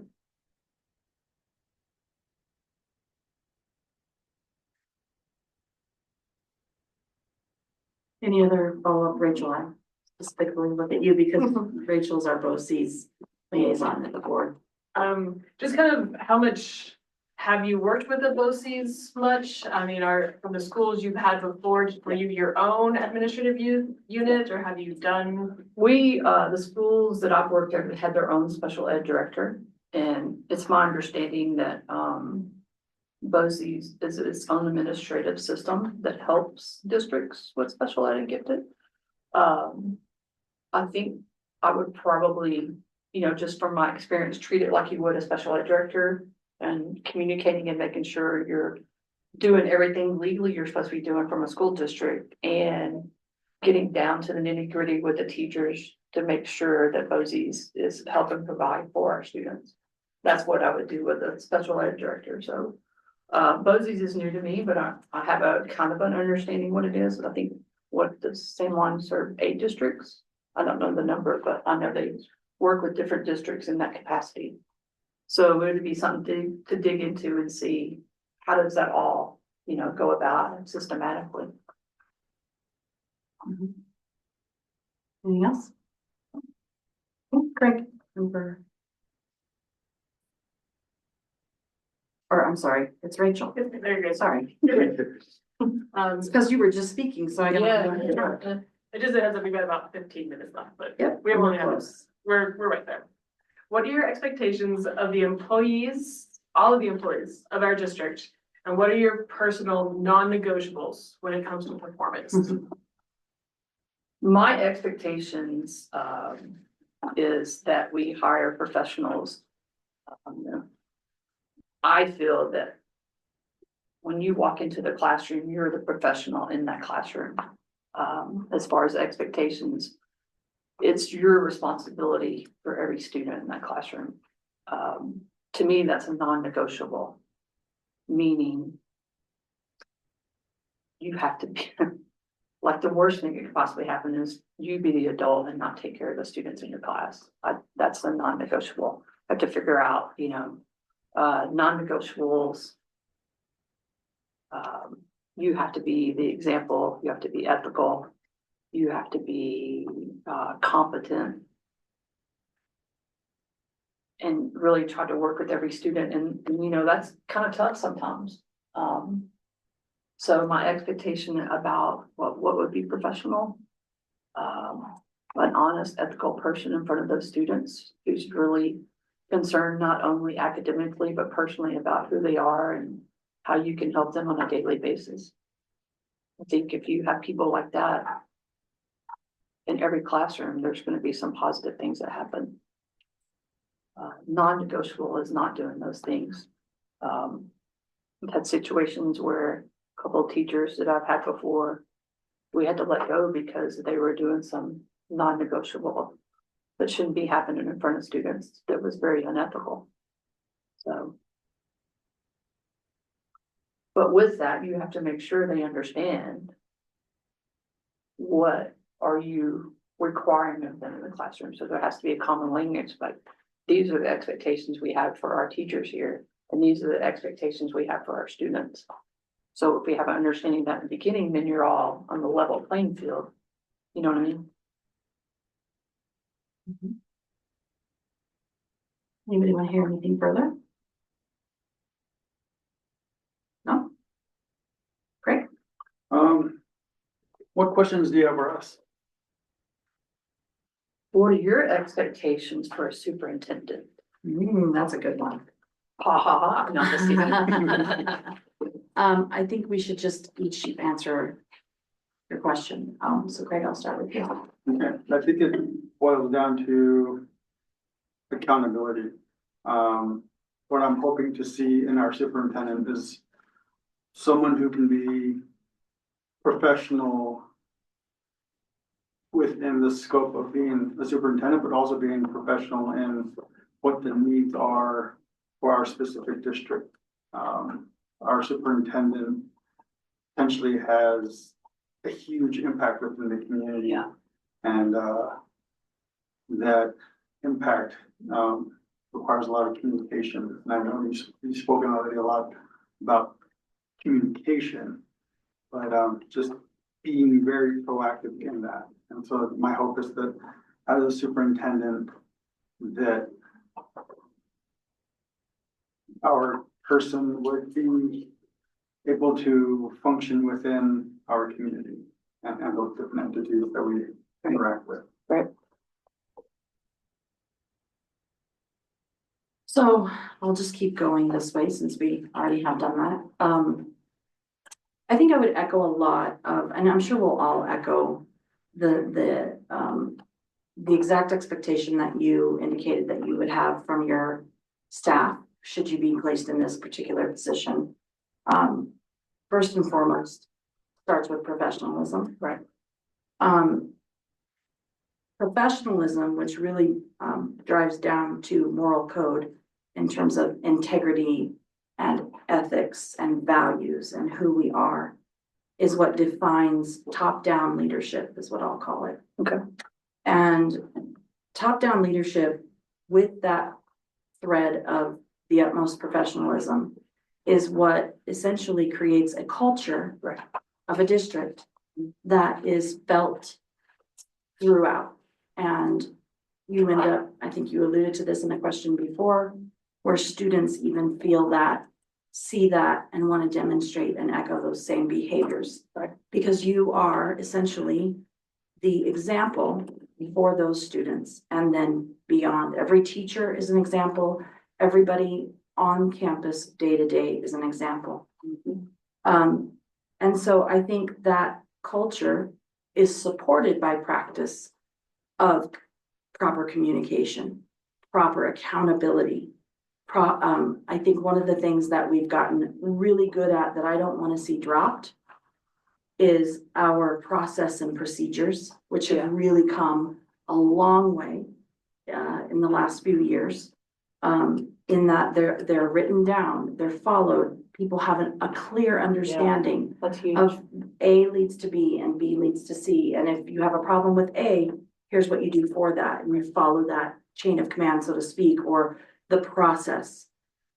So policy or process and procedure is important. And then ultimately, policy governance. Now we are not necessarily a policy governance driven board first and foremost at all times, but really we are a district that has to be guided by those boundaries that are written in policy. And I would like to personally see a superintendent who embodies all of those characteristics and values to continue to really lead our school district, but our community. This school district is the heartbeat of this community. It's the largest employer of the community. It's where you see the most faces, right? On the daily, whether it be in the halls or at a game or at, whatever it might be. It's an incredible heartbeat of Mangus. And the integrity of this school district is of the utmost importance to the success of our students, staff, and our community. And for me, those are some of the top line values that I think we're all looking for. And some of this goes back from the question that I'd asked before about being the educational expert. The superintendent is the board's one employee. Correct. And we rely on that employee to give us the directives that are going to be in the best interests that are based on our processes and procedures and our strategic plan. To take those into consideration, but also give us the best directive or the best direction that we should be going in with those kinds of things. And I like what you said about the, explaining and the collaboration, because that is what it takes to have a good superintendent and board relationship, especially since superintendent is the quote unquote expert. And I expect that kind of expertise. Right. I expect them when they say something about our procedures or our policies or the direction we're taking. They're saying that from a point of knowledge, a part of education, and then they'll be able to explain why. Right. And to have the integrity to follow through with that, and especially their staff, or if the board has other concerns, that you know what's right. Yeah. And will stand by what you have to say, and I'm saying you don't necessarily disagree with the board. If we come up with something, some other direction as the one employee, that's the thing that you hold, that the superintendent holds to their education, understanding, and their integrity about what is right for the district. Okay. Yep.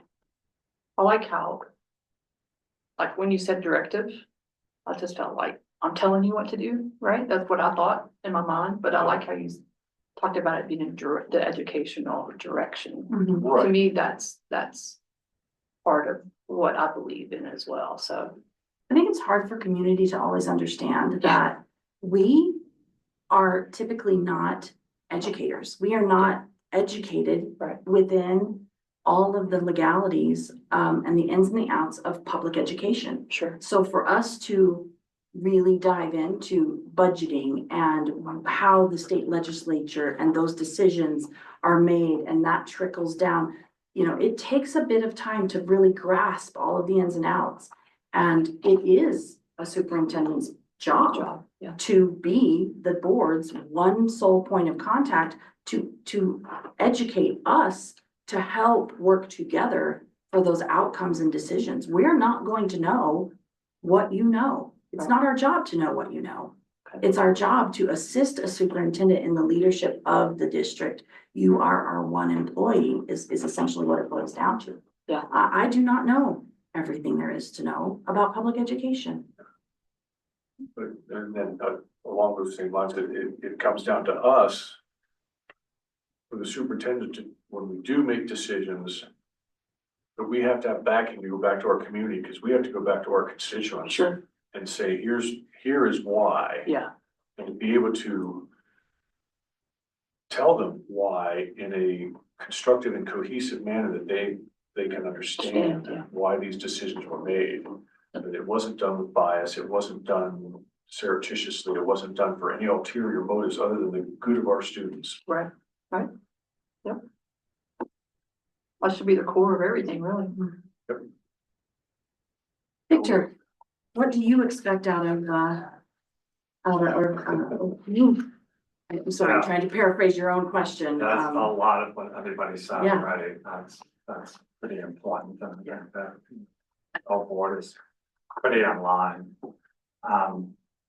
You know, professionalism is critical.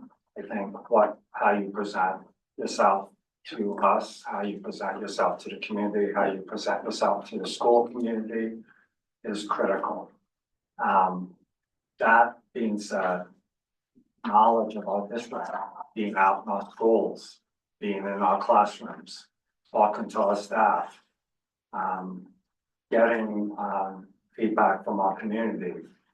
All of those things are to me critical pieces for you as a superintendent to come back to the board and say, here's what I'm hearing, here's what I'm seeing, here's what's going on. Being that the board is not doing that and shouldn't be doing that. Yeah. I think it's critical that a superintendent has the ear to the ground by having advisory committees that are teacher driven. So that you are able to get feedback directly from us staff members, like special needs, like classroom teachers, like reading specialists. Yeah. Different folks at different levels Yeah. throughout the K-12 system. And that being said, I think you should have an advisory committee that also has student input. So a student advisory committee that gives you feedback about how they may be doing in our schools and what is important to them. And you know, so I'm being really specific, but I'm thinking in terms of the global. What I'm really saying is, you're one employee. We expect you to know what's going on in our district. Okay. To help us know how we're going to make decisions around governance aspects. So those types of things, and ultimately our superintendent succeeds or fails based on whether we trust them or not. If we can't trust our superintendent, then we're gonna have problems. Sure. Makes sense. So I'll just be real quick because we've only got a couple minutes. Basically my, obviously what everyone else has said. And, feel free to bring in people that we can talk to. We don't expect you to be to know everything, Yeah. especially right off the bat, but if there is something going on, then bring in the secondary principals, and then we could ask them those questions and not just, leave it all to whatever you have Right. found, but, feel free to bring in others as well. Yeah. I mean, my main things is, documentation, accountability, and then just having anybody available for us to interact with and ask and Good. share things as well. Yeah. So. All right. I think we're pretty wrapped, but I want to go back to Dr. Maribel. Is there anything else that we can answer for you before we just cut you off? That was good, that was good. Everybody's No, hungry. I just appreciate the opportunity. I know y'all put in a ton of work. And I know ultimately any district has to make sure whatever's going on has to be a good fit for their district. So Thanks for the opportunity and thanks for the work y'all do. I know it makes a big difference. There's a lot of really strong, good things that happen here and it'll continue to be that way. So thank you. Thank you. We appreciate you and your time. No So problem. with that, we're just after the 12:10 mark and we are gonna pause recording. Everybody's taking a lunch break. So we'll release everybody for that and then this recording will pause here shortly. So I believe that there's You won't say anything.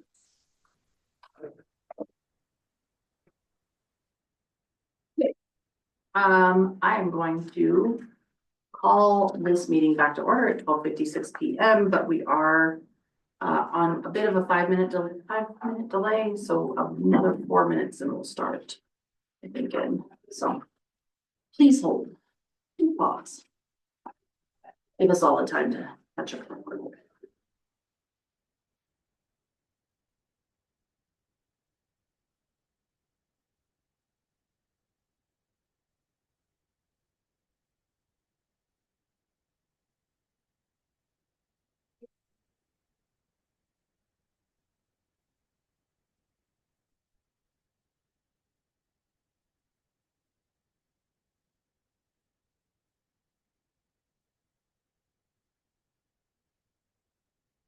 Ready?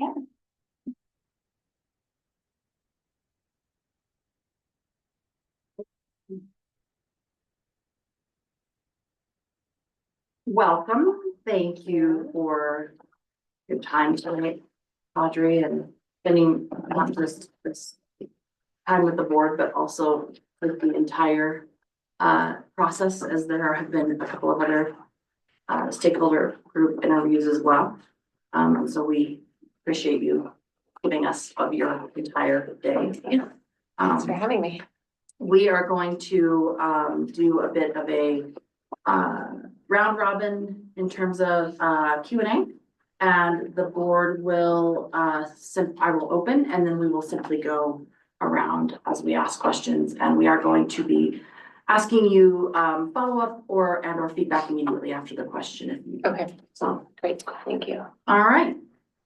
So we've obviously, as a board, reviewed your application materials, we've seen your video responses, and we've heard from our search consultant, but we would love it if you could tell us something about your background that might not be evident in what you've shared with us thus far in your file and why you would want to be the next Manka superintendent.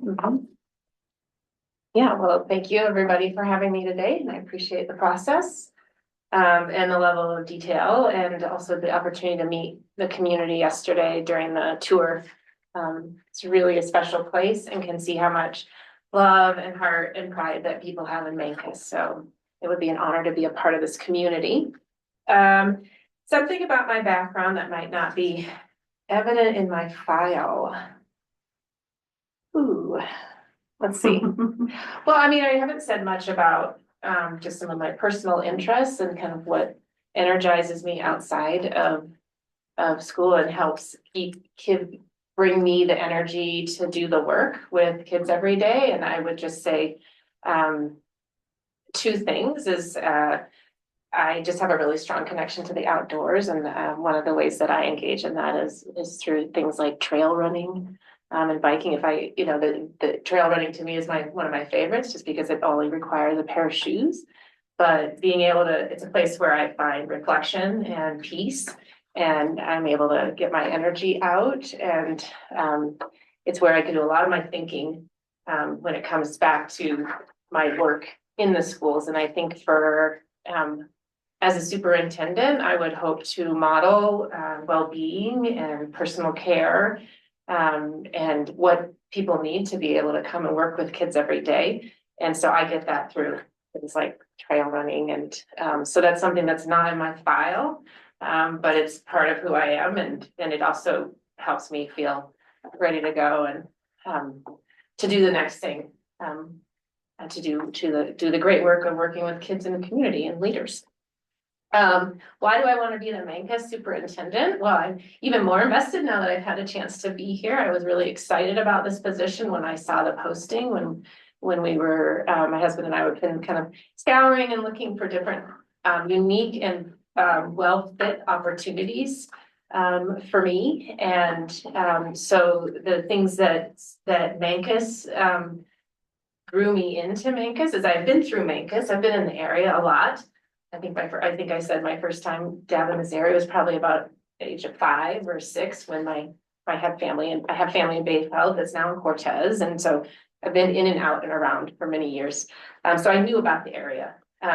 But in terms of being the superintendent of Mancus School District, it has to do with 2 things. It's the size and the tight community, the feel, and being able to serve in a superintendent role, which has that strong part, the role of superintendent is about partnerships with the community and bringing that together in service of students and kids and families in the town. Schools are the heart of a small community. They're heart of any community, but they're even more the heart of a community when it's a town the size of Mancus. And it's something that I'm drawn to, doing that work of building partnerships and making things happen for kids and families. And I think that when you bring the community together to do that, and do that well, it's exponential. And it's not just about resources and things like that. It's also just about a thriving, healthy community when we're together, multi-generational community events and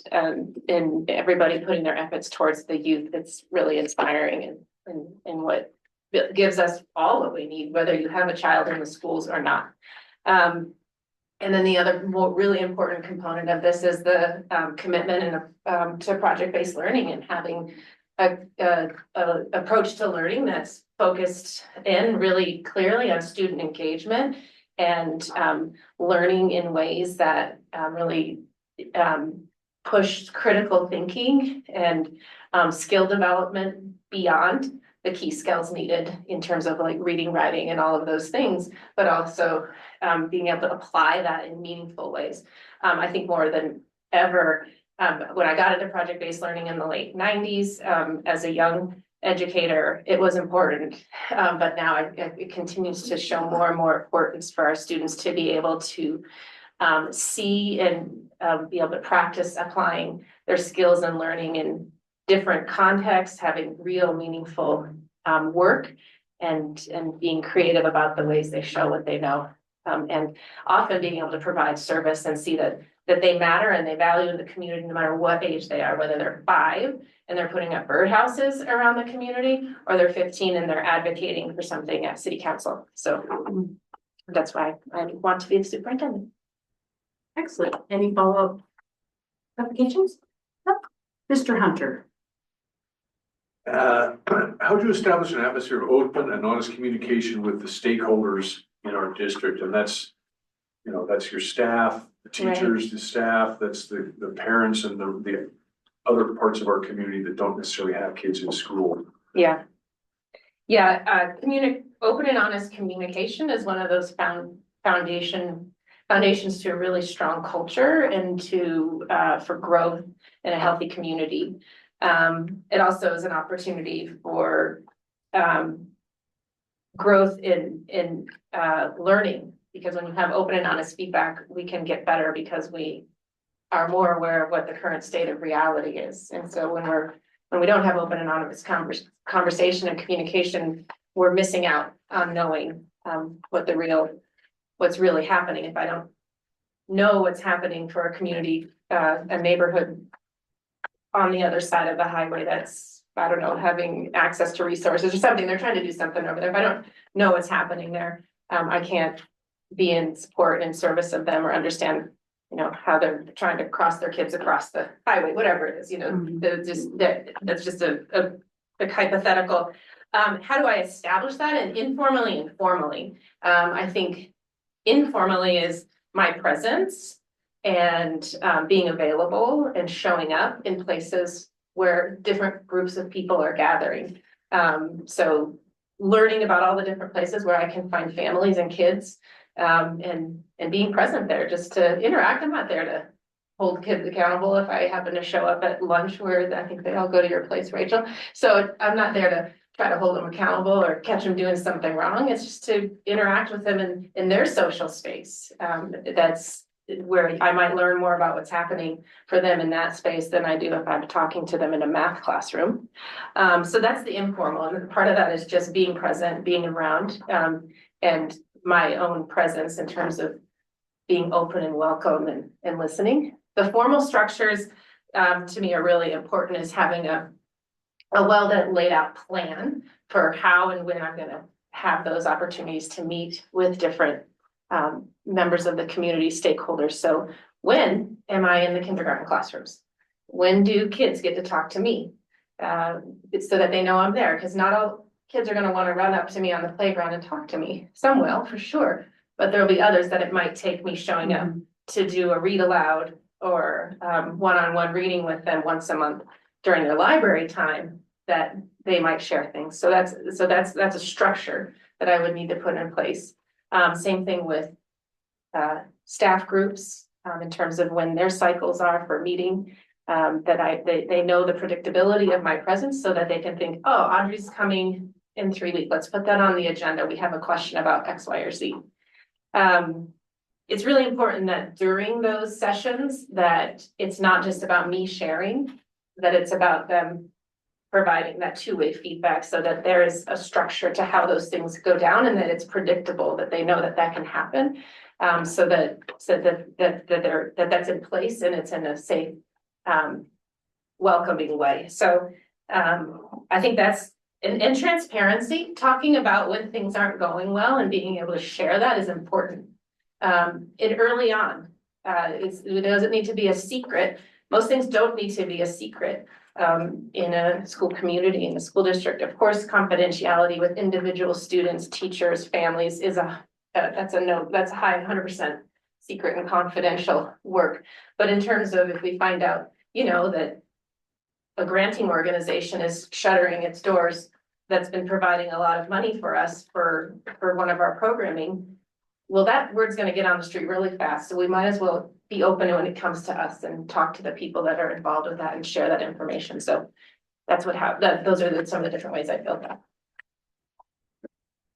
Anybody? Mr. Figueroa? Okay. Question 3. Describe how you would interact with students academically as well as socially through activities and athletics to foster a positive working relationship, so that students have the opportunity to maximize their education experience. Yeah, this is a really great question. I talked a little bit about that in the last. Let me just give a moment to think about it.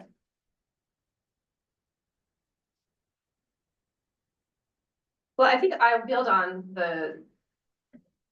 what I was just talking about is some of the structures for students to engage. And I'd be really curious to see and hear about what's working already here in Mancos around student engagement in connection to leadership in the schools. And so, I mean, I know you have a student member on this, or members on the school board, which is a really, really cool opportunity for them to engage with the leadership. I would want to, in terms of interacting with them academically, I'd like to look at how myself and the other school leaders would have a regular routine of being in classrooms together, so that and that students know why we were in classrooms. We're in classrooms to see what your learning experience is like. And these are the kinds of questions we might ask you when we come into your classroom, so that we can hear your perspective on it. I would hope that I would want to learn about and what are the structures for students giving feedback. I don't know if there's a formal feedback survey for where they're giving feedback about their learning experience here, but we would want to look at how we can make that routine, so we're getting consistent data and evidence, so that we can also look and say, like, what are our target areas for meeting our students' needs? And then just that positive relationship is being present at all the different types of things that students are engaged with, showing that interest and getting to know them personally. It's a small enough community that over time I would hope that I have a pretty good handle on all the kids and their names within a year or so. I would give myself thinking about my previous roles. So yeah, and that doesn't have to be just at the high school level. I think we often miss out on talking to young students.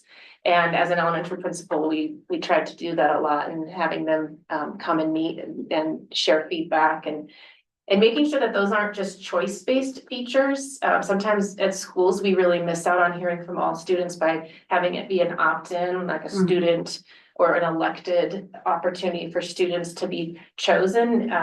One thing that we would do at my previous school in the Roaring Fork Valley is we had something called School Crew. And students would make a joke about it because they're like, well, it's just because we're helping in the lunchroom. So at School Crew, they rotated through once a month. So that was one of their jobs, was working in the lunchroom. They just had to be there to work with our custodian, Mike, because we have an ethic of like, we all take care of this place together. But the other part of School Crew is they got, during that month, whenever there were things happening that we needed feedback, we would call School Crew. And all students got to be a chance to be School Crew. So they got to decide the spirit day of that month. And then we would have sometimes pulling them in for conversations about like, what's happening in school? What's really good? Where do we need to improve things? And so making sure that the opportunities to connect with school students isn't just based on a particular interest or their choice that they decide to show up. I mean, of course, we want those leadership opportunities for students, but all students are leaders, and some of them won't show that outwardly for many years, but we want to come to them. Yeah, that's great. Rachel. How would you create a network of key communicators from which to gain input about the school district affairs? I like this, a network of communicators. Well, I mean, first would be establishing partnerships with the key leaders of different organizations and within the school. So, I mean, the first, one of my first things would to be identify who are the people that I need to know and connect with that are going to be where that two-way of communication needs to start with right away, because we already have an established partnership or they have an established role in the school where, you know, say the PBL director is working to make things happen for kids. So there's the initial line of that, but the way that you phrase this also makes, so that would be first step. One thing I learned from an expert on community organizing was he spoke about the question where you would always ask, who else do I need to talk to? And so that's one of the best questions I ever learned from him. So I might meet with a community leader, like a neighborhood mom or something, you know, so our leaders aren't just informal positions, but it's identifying who are the people that are making, like Rachel, outside of being a school board person, I learned yesterday, just as your role as a business owner in town, and that you have a leadership and an influential role in a different way as well. And that, so finding out from you, who else do I need to talk to? Whose voice isn't being heard? And then identifying when and how I can have those people start to see me as a point of communication, and establishing some new networks of key communicators. And then those are really important people to identify as when something's happening, that they're on the list of, hey, tell your networks, you know, I have a question, is the community, has it been formally chosen or not around a mill levy? So if that happens, then those would be the people like, hey, guess what? The school district is going for a mill levy. Let's hit all of our people so that you can talk to your people and we can organize together. Any follow-up? Great. We're looking for a superintendent who can remain firm, even in the face of adversity. Give us an example of when you have had to do that. Yeah, I'll talk a little bit about at the tail end of when we were going through our was probably a total of about 2.5 year reconstruction project at Clement Springs Elementary School. So we had received a BEST grant. We had talked about that a little bit for a complete redo of the entire school campus. So we were only keeping the 100-year-old building, which was going to be gutted, but then we were tearing down about 5 adjacent buildings and building the whole campus that would be connected physically and also all modernized. And so it was a really long project from the beginning of master planning to the visioning stage, to the construction stage, to actually moving all the students into the building. And it wasn't just a change in facilities, it was also a change in the physical environment, which changed the way that learning could happen for students, but it also increased some transparency around teaching. It changed workspaces and teaming, and so there was a lot of internal or not physical changes, but just actual practice changes that were going to need to happen. And so the staff was a part of all of that as far as being leaders and communicators, and they gave a lot of input on the process, but then they were also the recipients of all the change. And so we moved 3 formal times, literally moving from like one building to the other building because of the phasing of the project. So we tore down one building, this group moved to modulars, this 7 teachers moved into the kindergarten rooms, the kindergarten rooms moved downstairs to this. So that happened 3 times in this over the course of about 18 months. So that's a lot of work and change and just management. And not only I just say we're moving the teachers, we were also moving about 550 students. And so every time we had to do that, you can imagine the routines of the life of a 7-year-old and what that meant for instruction and all of that. So by the end of it, there was fatigue, and there was I would just say that there was a desire from some folks to want to kind of retreat into some practices that we had already identified that we were going to move away from, in terms of kind of, I want to teach in my one classroom and close the door and not be as visible and not use some of these shared spaces. And, so there's just some really great opportunities when you redesign a school, but it also means changing the way teaching and learning happens, which ultimately, once you get through that change part, is really incredible for kids, but making that change. And so during that time, it became to me is really clear messaging that we needed to do some more work with that, and we needed to pause, and I needed to acknowledge and affirm the challenges that teachers were feeling, real challenges. When you move kids a lot, behaviors go up, and all of that. But what we didn't do was change our goals around how and our goals towards using the space for kids. And so we regrounded in what are these changes for, and how might we use the space, and what might be our first steps towards doing that, and how can we do that together. So we had to establish some agreements and norms about, like, you can't put paper all over your glass walls. So that was an example of, like, because those were corridors for kids to see and experience learning in another environment. Then we worked with teachers to create a project where they might have to open up the walls and use some different spaces, but it was just one thing.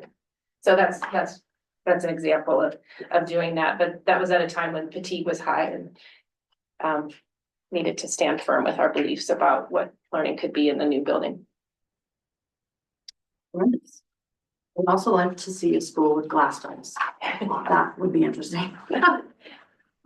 Okay. Based on what you've learned about our district thus far, and even our community, what personal strengths can you bring to our schools and our community to help us improve? What have you seen thus far that you can bring to us to help us improve? And what do you see as our biggest challenge going forward? And caveat that you haven't had much time with us, but what do you see that you can bring to help us improve? And then what is our biggest challenge? Yeah. Thank you. I think personal strengths for the schools and community. So I think something I've seen so far, it's still great. I know. Anyway, is that from what I know, Mancus is in about its 3rd or 4th year of its PBL implementation. Maybe, is that right? Beyond that, Beyond we're that. several years. Sorry, maybe COVID interrupted us. Oh, okay. So we were on our path to PBL implementation. COVID came along, put a big kibosh on it, Okay. right? Education in general. And then we've since had research. And I only said it because I read something somewhere that made me think that, not by my observation Yeah. walking around. So anyways, it's in, and it's something that always needs to be worked on. Any sort of school approach needs ongoing ongoing attention, and as new people come in and people leave and standards change, it needs constant work. So anyway, I think that in terms of project-based learning and the way that the strengths that I have around building a cohesive school program and community are, I would say that I have a very strategic thinking and approach to how things happen. I like to and collaborative. Strategic and collaborative, I'd say, would be two big words that describe the strengths of mine. So using the collaboration to identify really what are our goals, and then backwards planning from that. I mean, we ask teachers to backwards plan all the time, that we should have our own backward plan of this is where we want to be, and this is what we want it to look like for all kids. This is what we want it to look like in all classrooms, and coming to some agreements about that.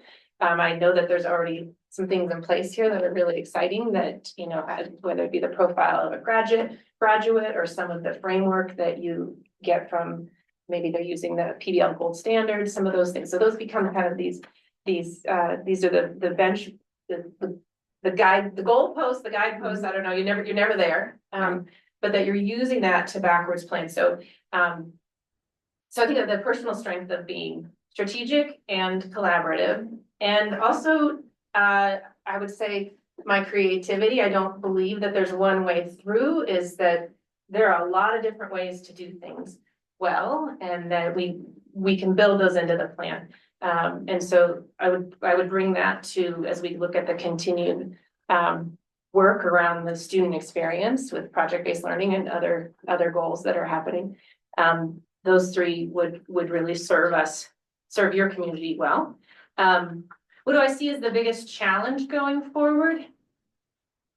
Well, I'm just gonna shift to it. It actually is connected, I will say. I think just knowing that the landscape of teacher recruitment and retention, that and knowing what all schools are facing in terms of the number of available teachers going down, much less being a rural district in a community where the cost of living is climbing, is from what I can read and tell, and having been through that in the Roaring Fork School District, where very dramatically over the last 15 years, it made working in the valley, but just pretty much not accessible.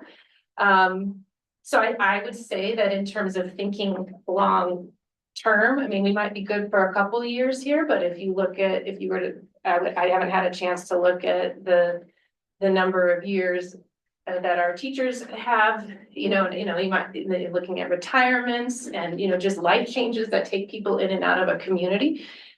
We would want to get out ahead, and would be curious to see what's already in place around that. I don't see it just as a budgetary issue. I know it is one, but that also looking at what are the things we can do to showcase and improve the Mancus experience that make people want to come here. And that could already be happening. Actually, I did hear that from our teachers. I chose Mancus. So I would want to hear about what's in place that we are going to hold really strong to, and what do we need to make sure that we're showing continuous improvement, and that strong culture where a teacher wants to be there. I think we can't always pay for it, or it can be a budgetary thing, but teachers love to learn. And so if we can support their professional development, it's not only good for our students, but it's good for the teachers. And that's one of the reasons why teachers stayed in my school in Glenwood Spring, is because we had incredible learning opportunities through the EL network. And that actually didn't cost us a lot of money. And I'm not proposing that for this school. I'm just saying that I had teachers say, I'm staying here because I'm learning so much. And a lot of that also just had to do with the learning opportunities we created homegrown in the school. Didn't cost us anything other than some sub days here and there. So there's some of that. And also just, looking at the other quality of life and networks for transportation, whatever it is that we would need to do to have connections with Fort Lewis and other teacher preparation programs. I mentioned in another video there's the video interview. That I know I've heard, where, how do we, if we've got teachers preparatory teachers in Port Louis, but transportation is an issue, well, maybe we come up with a creative way to get them here, to do their student teaching here.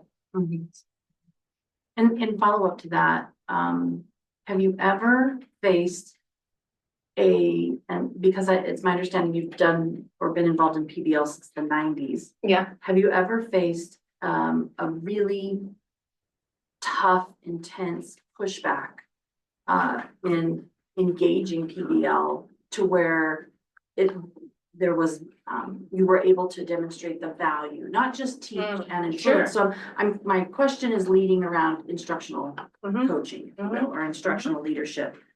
Can you give us an example? Have you had that happen? Sure. And can you give us an example of how you tackled it? Right, well, when I started at Clement Springs Elementary, we were, it had just been adopted. The EL model, which has a huge component of learning expeditions, which is PBL.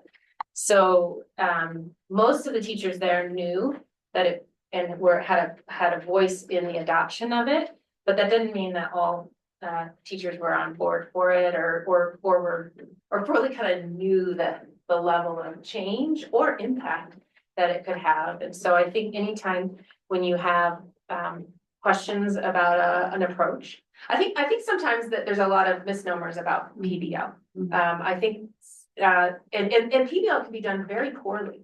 Like just like any practice, it can be done in a way that is incredible and changes lives, and it can be done in a way that's kind of like, well, that didn't, that didn't have the impact that it should, and we want to be over here. And so when you're working through that, there's two angles that I would be approaching for that. Is one is how do we make sure that every PBL there's times when you're doing PBL projects, and then there's times where we just want to see a PBL approach. You can have a PBL approach in math class. They might not be in a project at that moment, but you can be using a lot of the same strategies and ways of thinking and critical thinking and all of that in math. While holding to the curriculum, because math is one of those areas that you have to be really careful about not moving away from the scope and sequence of math, because it's the subject area. So two ways that I would approach that. One is making sure that first that we're continually improving the PBL experience for students here, and that teachers have an opportunity to learn from one another, and they can learn from models. There is so much out there. I know you've been engaged with the PBL Works, or they changed their name. And launched. Yes, was through their training. That's right. Okay, so they have so many resources in their network around models. They've got videos. You can go do site visits. There's lots of things there.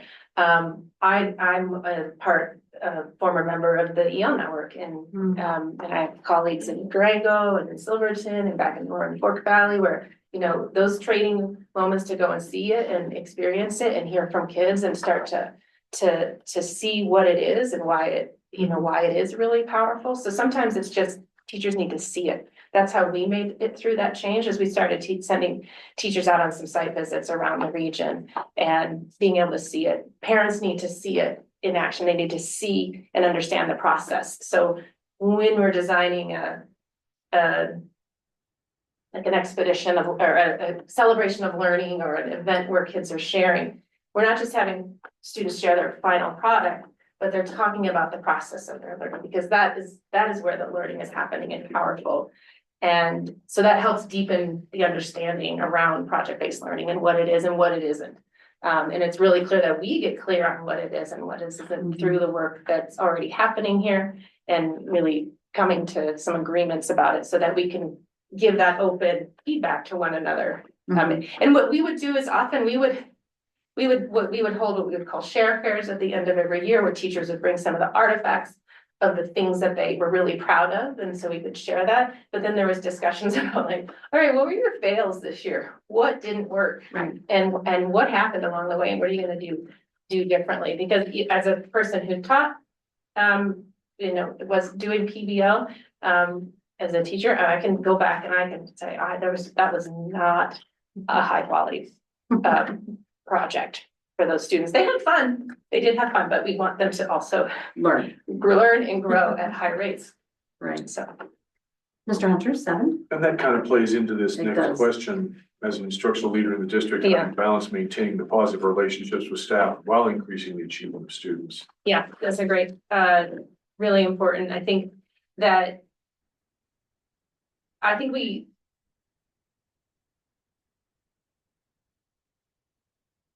relationships start to feel shallow if we don't talk about deep and important things. And our teachers are here, teachers are because they care deeply about their students and they care deeply about their growth and success. And so, so you can do that well if you have strong and positive relationships, but that those relationships go beyond the surface level, that we know each other well enough that we can talk about what isn't working here, why isn't it working, and that the teacher has that sense of safety and trust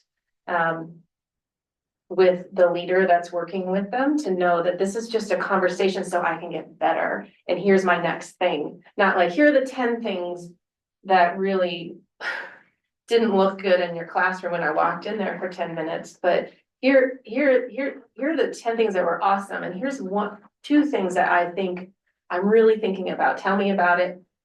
And I see an opportunity for improvement. So that's a coaching and feedback cycle that I would want to know and learn a little bit more about what's in place that's working and what's an opportunity for us to do better by our teachers, so that they have the support to grow, and that I am not perfect. I would hope to have that grace, and we would want our teacher to know that we would much rather have them be in a space where they feel like they can try and fail as a part of their improvement, versus not want to have the conversation at all. So my role as a superintendent really would be to working with our instructional leaders, formal and informally. We want to, of course, the principals and the other people that are in the classroom giving that feedback, is working with them about that, but then also creating structures where that's happening across between teachers in other ways. There's ways to do instructional rounds with teachers, so they can start really talking about the reality of what's happening and how they can get better. Mr. Figueroa. Okay. So the next question is about how you would handle, how would you resolve a parental complaint if a teacher or administrator was in error? Yeah, I would say that one thing that I would want to do in my first few months here is understand what are the norms and agreements about discourse and conflicts in the community, and how have we brought everybody on board with that, you know, in terms of the idea around a norm around like speaking directly. What's the culture around talking directly to the person where this parent has a complaint with? And so if the parent were to come directly to me, the first thing is I would want to listen and hear their complaint. Obviously they've taken a risk to come to talk to me. It's not easy to go talk to somebody about a concern, even if they come in with all that fire power, that, you know, they're upset. It's their child. You know, that I understand where that's coming from. Once I had a chance to hear, I would really want to talk to them about how much have they connected with the person that they're concerned with. So if it's the parent, if it's the teacher, or it's the administrator, and really start there and see if that's the first place to start for that parent, because that's where the resolution can happen. And that's not always the case. So in those situations, I would want to work with both the parent and the teacher or the administrator to work towards bringing everybody together in the room to talk through it. You know, obviously these are all situation dependent. The most important thing is that the parent feels heard and that the complaint is fully understood. And so that might take some time. to get to the bottom of a complaint and working with the parents so they know and understand how we're handling it. What are we gonna do next? When are we gonna touch back with them? I'll call you tomorrow. It's gonna take me a day to get, to talk to some people to gather some information for you. But ultimately, hopefully, we can start with, can that complaint go? Can they just talk directly to the teacher? Because a lot of complaints can, and a lot of, being able to work through, and the word complaint is often, I actually think that's a little bit of a loaded word because I would say concern, because usually it's concern at the heart of a complaint is a concern. And then to follow up with that one, so if you found that your teacher or administrator was in error, then what steps would you? Oh, yeah, thank you. Well, if they were in error, the first thing is to own the error, to acknowledge and own what happened without because we can deal with the because. So if that error happened because I sent that administrator to a training for 3 days in Denver and we didn't make a plan for how their child was gonna receive some services or get what they needed, we need to deal with that. But the first step would be, how do we own it? And what are our steps towards fixing it? And what do they need? And in terms of working with the teacher administrator, if that's a part of a pattern, things like that, I believe in, having a strong process in place for being able to track and keep track of when something happens. What did we say we were gonna do? What are your next steps? And let's follow up on that. So those would be the ways that I would deal with it. And I think owning it is the most important thing right off the bat. It's a complex. Yeah. So where do you see professional development in that process? 100%. We need to figure out what the root cause of the error was. And often this is, the case of where we make mistakes when it comes to onboarding teachers, whether they be new or new to the district, and they just do something differently because it was the way they did it somewhere else. And we realize, we haven't, maybe it's around read plans in the early years and writing read plans. Well, if you haven't been teaching in Colorado and you've come in from another state, you might not know there's a lot of details involved with writing and ensuring those read plans are done well and carried out well. So owning it and then saying, okay, what are we gonna do for you right now? Because you got read plans due in a month to give you that support. So the different ways that can happen is making sure that they maybe in that particular scenario would be, who's their mentor in the building? I shouldn't be the read plan mentor. Even the school leader might not be the best read plan mentor because they're not the ones in the system and doing all of the detail work. So who's their mentor? What training do they need? How do we get them that? Do we need to get a sub for them to get online and do the trainings that they can access? So often that is one of the really critical part of the next step. Excellent. I'm just gonna make a note that we're on question 9. Okay, And we have a lot. okay, go faster. She's just gonna talk faster. And then this is a really long question. Yeah, So, Rachel's. That's all right. Well, I hopefully they'll start, I'll be able to say, and I kind of talked. Yeah. Right, screen that down. Okay. So this one we're gonna kind of break up a little bit. So describe a time that you provided leadership around an issue or an effort that you knew and believed that was right, but it might have been controversial. How did you know that it was right? We'll start there and then we'll go to the next part. Okay.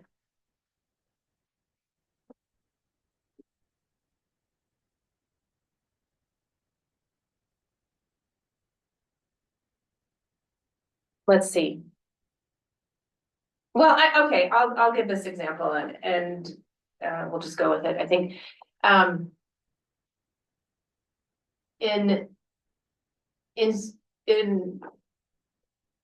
in Roy Cork School District, we had a lot of autonomy as site-based leaders, but then we also needed to be in alignment across our schools.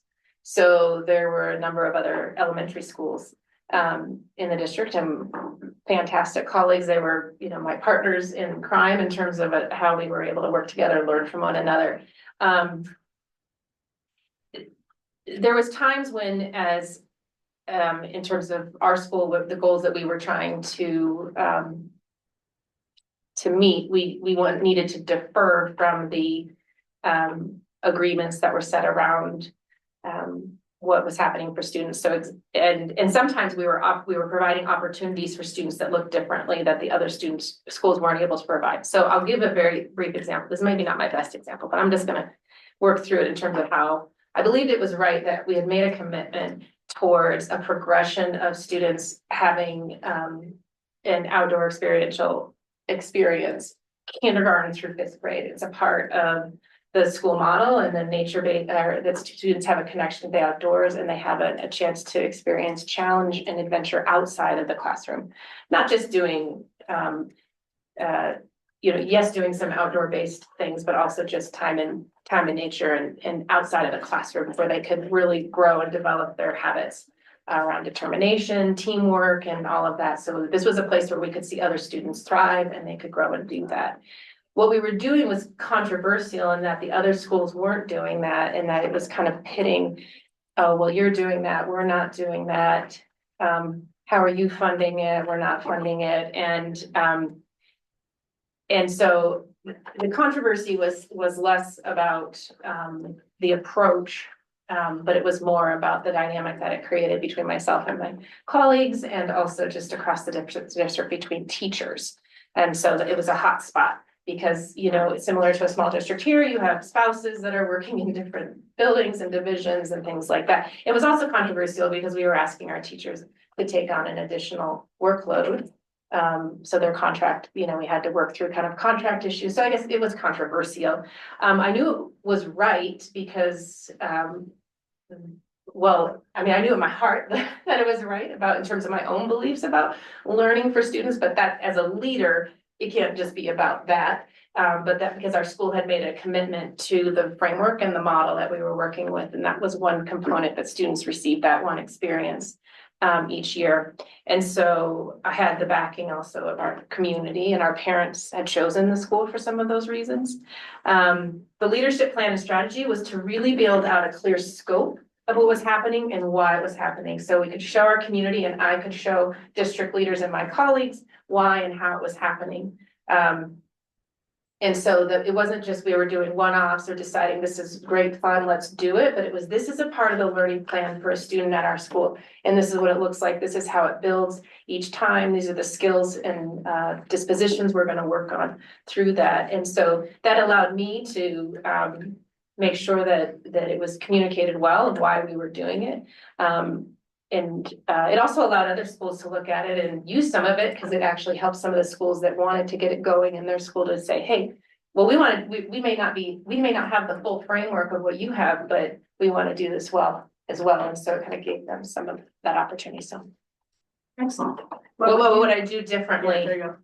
What would I do differently? I mean, I think I would have, in that part, I would say what happened midway was more my plan for teacher support and compensation. And so that early years was not well laid out. And so that was done,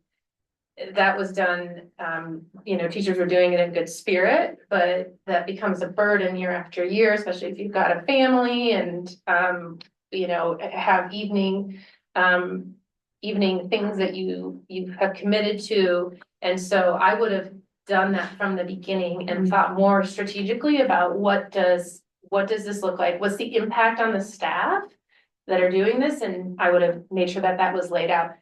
Mid stride, we were able to then add a stipend, and we got out ahead early to find out from teachers and staff to find out what needs they had, what accommodations they needed. If we had, a parent of a young child, what does that look like and how could we fix it? So that's actually something that I have in place now with my current programming. And so we're just like you look for the accommodations that students need, teachers need accommodations too. An example now is we do a lot of water. This is in Southeast Asia, but we have a teacher who has a hearing aid. And so we have a plan. So he doesn't have to think up the plan of how am I going to cover my kids when they're out kayaking. It's already in place. We've done that for them. So I would have done that earlier and more strategically so that our teachers felt well supported. And because it's a heavy lift, I saw the group coming back from the Grand Canyon and knowing how much work goes into that and how do we support the staff that's doing it. Excellent. Craig. What do you foresee as the 2 or 3 major issues facing public education in the next 5 years? Yeah. What will you do to prepare our district for, Well, I We think should no, do- 2 or 3, I would say funding.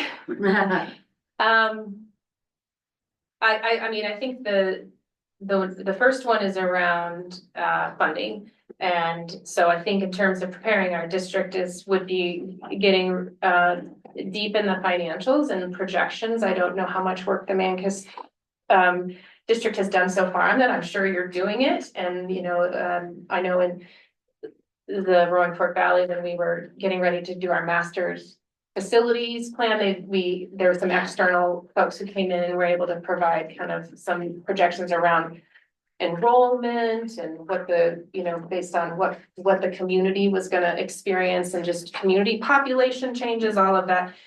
So that would be one thing that I would wanna strategically look at is what are we looking like, 3, 5, 10 years out? And how do we start preparing for that? And also what is the advocacy that our district wants to be a part of at the state level? Working with the other rural school districts and in the coalitions that exist. I know there's the one in the Southwest here, but also like the Rural Education Collective. I don't know much about it, but I've heard it's one of the main groups. So being a part of that conversation so that we're not left out in the dark with that. So that's one. I think one of the other major issues is AI and looking at how what's the landscape of learning and the role of AI in learning. And so I think getting out, this would be a really good opportunity to pull together kind of an action team or a work group. Or maybe there's something already in place that involves parents, teachers. I would also say some industry leaders that can give us bring in that external insight. So that would be the second one. I think I've already seen some different models of ways school districts are working with that, how can it be utilized for learning? And then also how can we give teachers a clear guide on how to use it? And then also how do we help our students understand from a really young age what it is, what it isn't, and how to navigate it. Well, I mean, I know like 7-year-olds can like get on Gemini and make little characters and stuff like that. And also ourselves being more savvy in that world. So I would say those are the 2 that I would talk in terms of preparing that. So I am a strong believer in action teams when there is a need. How do you pull an action group together that can work temporary? It's not a forever commitment. You bring the people that are really interested in it to kind of lead out in the learning and the research and the input gathering, and then they can provide proposals in terms of what needs to happen next. So it's a great way to engage people on shorter term work around things that matter. So that's a good segue into the next question, to a degree. Budget development is a balancing act between needs. What steps would you take to ensure that your board, your community, and your staff have support in decision-making when it comes to budgeting? Yeah. So when it comes to budgeting, I think that transparency is really important kind of throughout the whole cycle, throughout the year, and providing updates. I don't know how your board shares out after each board meeting. One thing that shifted in our school district that partway through my tenure there was that teachers started getting board notes after, like there was a more strategic, like, yes, you could go and find them. And so it wasn't that they were being hidden, but our communications lead was doing some more strategic work to get the word out of what had happened at the board meeting. So it was basically like, here's I think we got a summary and then you could link to the notes. And that I think also went out to community press, whatever, I don't know exactly. So that is to make sure that they're in the know and that there's a way to do that. That doesn't put all the work on the member to go and have to track down and find it because they're interested in it. The other part that I spoke about in one of the committees that I did, and we had site-based budgeting in the Roaring Fork district, which meant I had a lot of autonomy over the budget of the school. And so it was mirroring the process at the district level, and they gave us a lot of transparency. I could actually see what every school was doing and how they were using their different funds and money. It was literally all on the same spreadsheet, and our financial, our assistant superintendent did a really great job of onboarding us to all of that, so we could do that. But one thing that we brought into practice at my school was in a few months prior to the cycle, we would send out a big resource allocation survey, and basically it really went through all of kind of the current allocation of our resources, but it wasn't just about money, it was about time and talent and money across our different initiatives. And so we were getting that input on, are we good? Right. Hold the course, do we need more? Do we need less? And so then when we went into the budget cycle of actually making that decision, we would use that as a starting point, and then and be able to move from there. The other piece that some experience that I bring is I was on our interest-based bargaining group, which in the Roaring Fork district at the time, I think, what shifted their model. Basically was had about a six-month process with which had teacher representatives from each school. And we were looking through, like, what are the interests that the teachers are bringing? And so that they would then focus in on projects based on the interests. So like one year I worked with a group where they really worked on parental leave, the parental leave policy. So they brought recommendations to the board. So every year that group would bring recommendations to the board. So it's basically the idea of a work group really gets in it, trying to understand it. They understand their role and they can bring that. So, so then when we get to the decisions,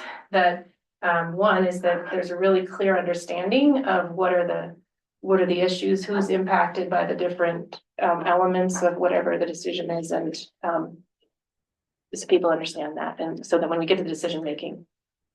So you would support committee type work around budgeting or interests that would affect budgeting with people from all Absolutely, yeah, aspects. absolutely.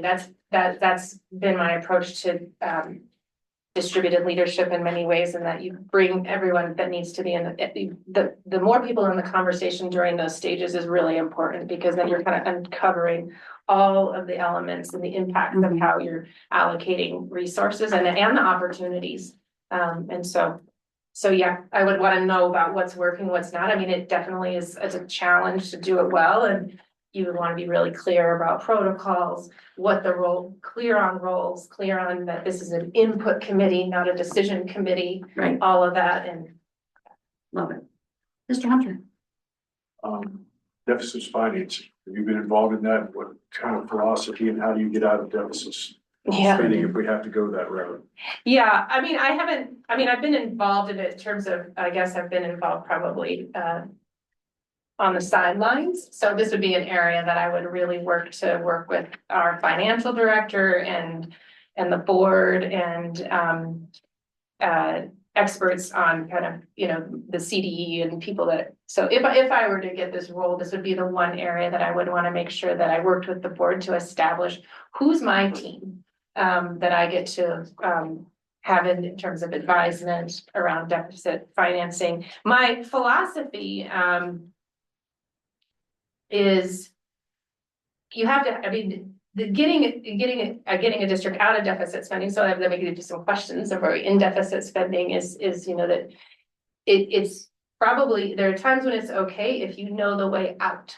When you get a cycle of deficit spending that you don't have a plan for the way out, then you're in that stuck cycle, which really inhibits your ability to do other things. It starts impacting other areas of programming. I think a good example of where deficit spending might work around one-time funds, one-time purchases where it's necessary for the, a good example might be the HVAC system. Right. You don't have a choice because it is literally, it's going down, and, that happens in schools, especially schools that have old systems. That was our problem in Glenwood Springs. So that would be the part that I would really wanna look clearly. It's like, what's our way out? Is this a one-time fund, or if this is a reoccurring expense? We need to really be thoughtful about what's coming out of reoccurring expenses, and where are we setting aside those reserves, so those one-time funds don't go into deficit spending. But I know there's a lot of different ways to get, the resources, and so learning more about it. Okay, so I'm gonna read this first part, of the question. So it gives you a setup for the question, and then I'm gonna just hold Okay. minutes of consent, Sure, I'm and just then gonna ask look you the question. Okay, given the current landscape of public education encompassing challenges such as increased political polarization, local rule dynamics, teacher shortages, mental health concerns among students and staff, and the need to address equality and achievement gaps. So here's the question: what is your vision for our district, and what specific innovative strategies would you continue or implement in the first 3 to 5 years to move forward with your vision while effectively addressing these key challenges? Yeah, that's okay. I'm gonna read There's a now. lot there. Yeah, that's right. I'm gonna do a little close reading. You read it once, now I'm gonna read it again. I first would say that the beginning of it is really, you're really just naming the intensity and weight, schools and districts are feeling right now, and parents and I'm sure students, once they start understanding. And so I would just want to say that as superintendent, my role is to provide, or cultivate that culture where learning and growing together can be joyful, and we can do it in a culture of growth. Not everything is perfect. There's a lot going on out there, and it's coming at us from all angles, but if we can really build a strong community, that together we can do anything. And that really, that I know it sounds, really sunshiny and roses, but that is what we need each day, and how we feed each other in terms of our relationships with one another. Those are the things we can control.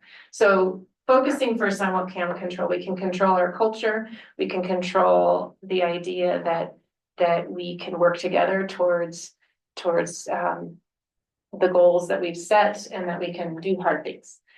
So that's number one. In terms of the innovative strategies I would continue or implement, one of the things that I'm really excited about is what's happening in the middle and upper years around pathways, personalized learning, and what's possible for students at that age. I know I mentioned that I have 3 sons who have now since graduated, and they went through some, they had a more traditional model, but then there were moments and things along the way that really changed how they saw the world, because it opened up new doors to them, and also helped them feel excited and engaged. And that also did happen in the classroom too. And it can happen in the classroom. So I would really want to continue looking at that, and how does that grow and improve for kids, so more kids are really accessing that at a deep level. So I would have to first learn about all the partnerships that are in place. What does it look like for students? One of my sons was able to do his senior year. They had kind of a school within a school program. So he was in a cohort of 50 students called the Quest program, where he started going to school every other day. And then he had an internship in town. They were a part of service projects, and then it was all the standards of science, writing, and research standards, like an advanced topic research class. Those were the standards that he was getting academically, but then that was all infusing. So that was just an innovative way. So that really changed how he felt about school.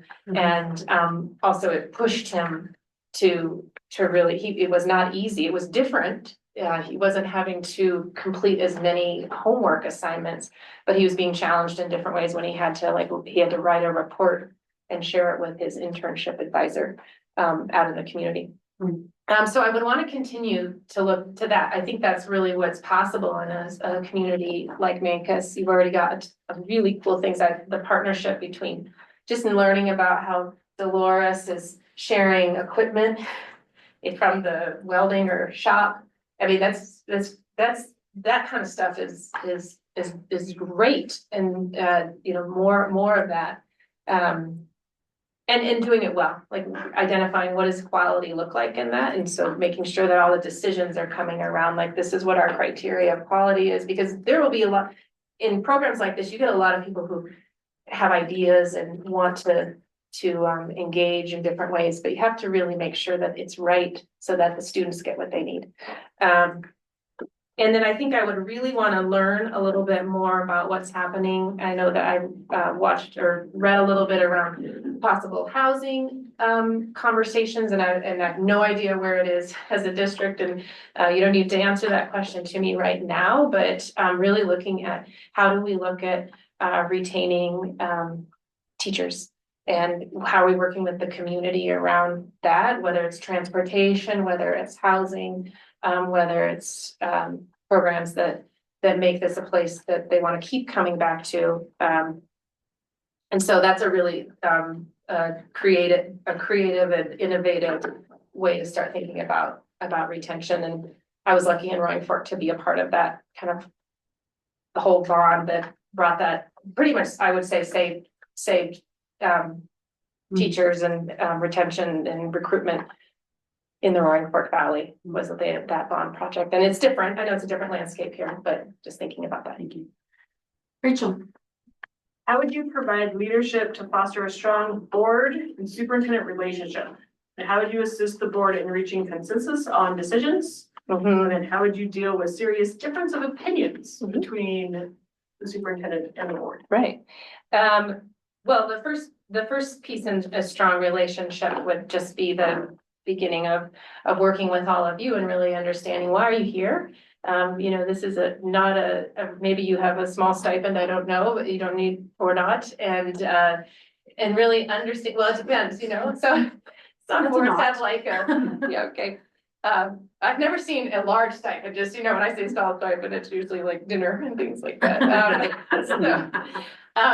So it would really be to understand from each of you, what are you here for? What are you hearing from the community? And how do we keep an open communication and relationship within the confines of the board superintendent relationship? I know this is a really important part of building trust in our community, is the work that we do together, and that transparency. In terms of assisting the board in reaching consensus on decisions, I really see that my role is, when it's talking about the committees, the work groups, the things that's happening, is providing accurate and a depth of information and breadth of the scope of whatever it is I'm sharing. If I'm talking to you about the state of early literacy, that you are able to engage and ask questions about the full picture, that I'm bringing that to you, and with some clear options for, well, you know, our group, our teaching leadership group, our K-3 literacy committee looked at it, and here's, you know, here's a couple of different ways that we can go about addressing this issue. And so that's my role, is to make sure that I'm bringing a really clear picture, as clear as I can get, so that then you can look at it without having to go and do your own research. Now, of course, that's something that I know is a part of the board, is your own learning, but my role as superintendent would be to bring a well-informed scope or project to you, and with some clear proposals that you could toss to look at.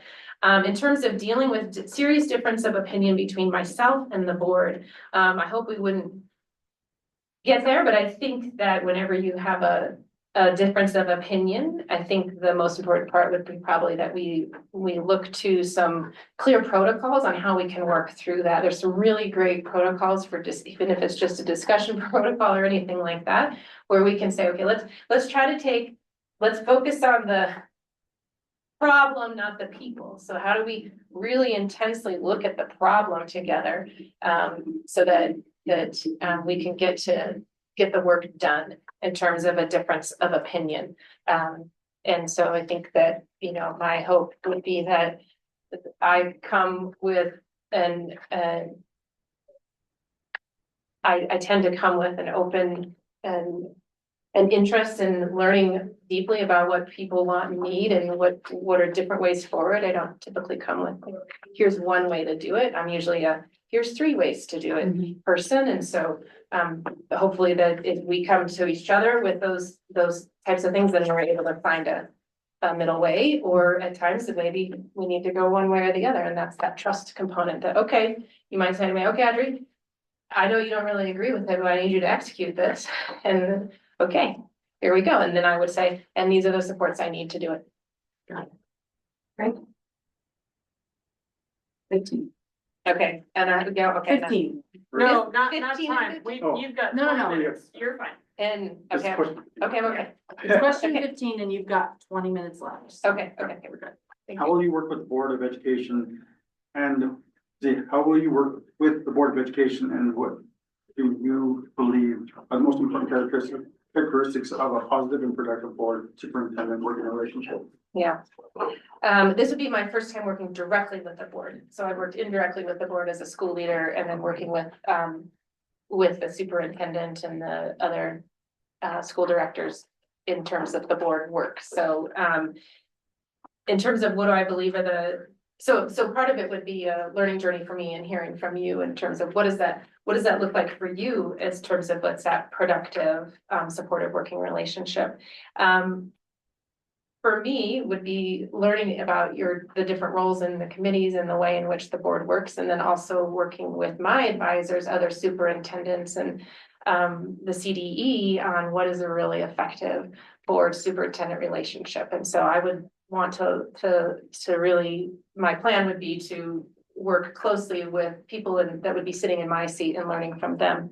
And also finding out like where there's some really highly effective board superintendent relationships and where can I learn from what they're doing. So I do think the most important characteristic is that we are really clear on our shared goals and values and that we come back to that regularly. I think another important characteristic is sticking to and establishing our working norms together in terms of what is it like when we come together, how we want to be together, how do we reflect on that, what are we doing well, what can we do differently every time we meet, and that can be done in the public meeting formats, and obviously following all of the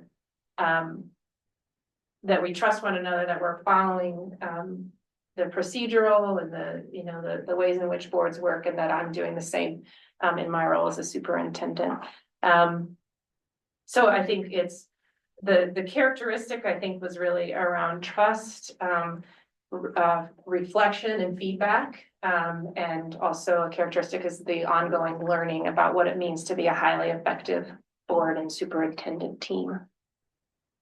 Excellent. Discuss how you would handle overreach from members of your school board. Yeah. Well, I think it's an open conversation. I mean, I don't think people I think everybody is here, I always presume positive intent, and what's happening. And so I think, if there's overreach, I'd say, so, when something like this happens, it's just just speaking directly, a question or a statement like, hey, hang on, let's stop. This feels like we've now moved into, a space where you're asking me some questions, or I found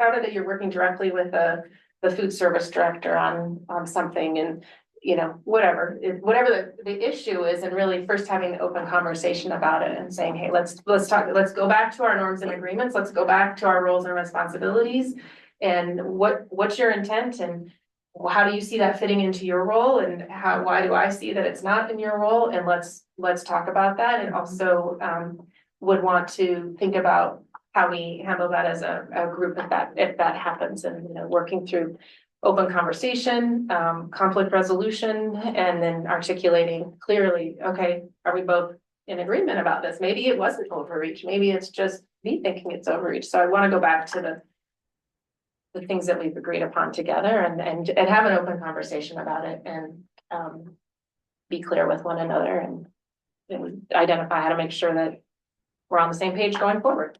We have a strategic plan Mhm. in the school. How will you involve the Board of Education in this ongoing strategic plan with goal setting and budget development? Yeah, well, it's actually one of my questions is how is the board involved in the strategic plan? I mean, I think that the strategic plan is something that everyone should be involved in the strategic plan.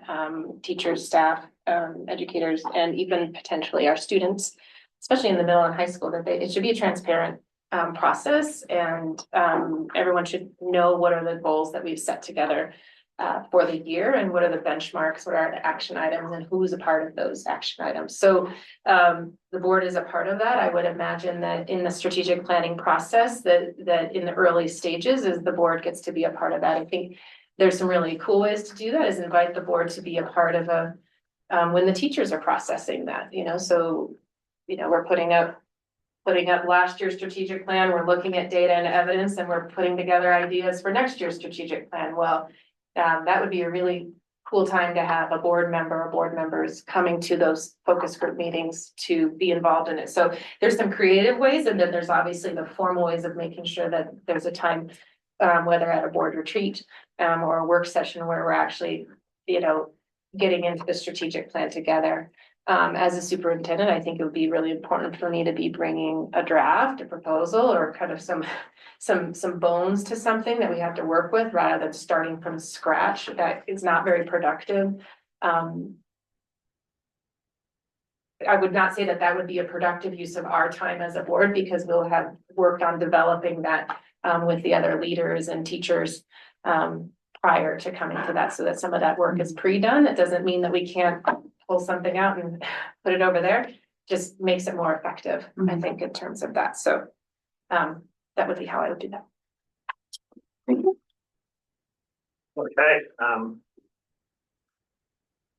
Okay, so give an example of how you will communicate with our Board of Cooperative Services, which is also called BOCES, in advocating for students' needs and supporting our staff. Just to clarify, the Board of Cooperative Services, BOCES, works in partnership with our district to provide services for our special needs population, which includes our gifted students. Right, okay, great. We had, Maroon Fork was not a part of a BOCES, but we had some collaboration with BOCES. But it's also similar to the work that I would do with our special education director, who worked across the district. And so communicating with BOCES, I think the first piece early on is working with all the other area superintendents and BOCES and getting involved in their ongoing communication and training and collaboration processes. So the first part would just be learning and knowing all the players, learning about the services that they're providing.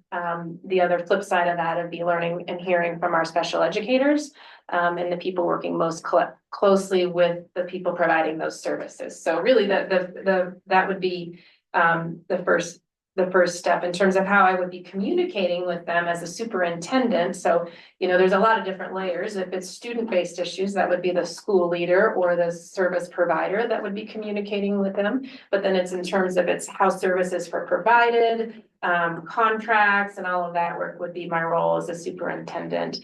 And cases that get elevated to the role of the superintendent, and that does happen sometimes when there's some really sensitive cases where it takes a full team approach to make sure that students are getting what they need. One thing that just in terms of my philosophy around student needs and special education and gifted education or any types of individualized student plans is making sure that the parents are involved at all stages and steps in the process of what do their students need? Is it clearly identified? Is that agreed upon in the plan? So that we're all on the same page with that. And that's not just I mean, they're the 504 IEPs and gifted plans, ALPs, but also as we work towards READ plans and things like that, that some of the more of those intervention plans that our parents are involved. So anytime that anything is specific to a student, would want to make sure that the parents are in the loop and have a seat at the table. Obviously, that's their rights as a family, but also that they just know. So I think that I'm a pick up the phone and call someone. So if we need to figure out things, I would make sure that I was working closely with them. I would want to understand what's happening and know what are they navigating from their organizational positioned and then also saying it, well, actually, this is what we need. I mean, a good example of how this might happen would be a service provider who was coming 2 days a week and now is only coming 1 day a week. And we have a student who needs 2-day-a-week support because of for them to develop the skills every Tuesday is not gonna do it for, say, if it's a speech language issue, they need it twice a week. And so then I would need to really be advocating for, well, what are we gonna do to change that up? How are we gonna make sure that they get what they need so that they can grow? Excellent. Rachel. Right, and what are your expectations of the employees of our district? What are your personal non-negotiables when it comes to Non-negotiable. Well, when it comes to, I mean, I want people to show up fully to their work.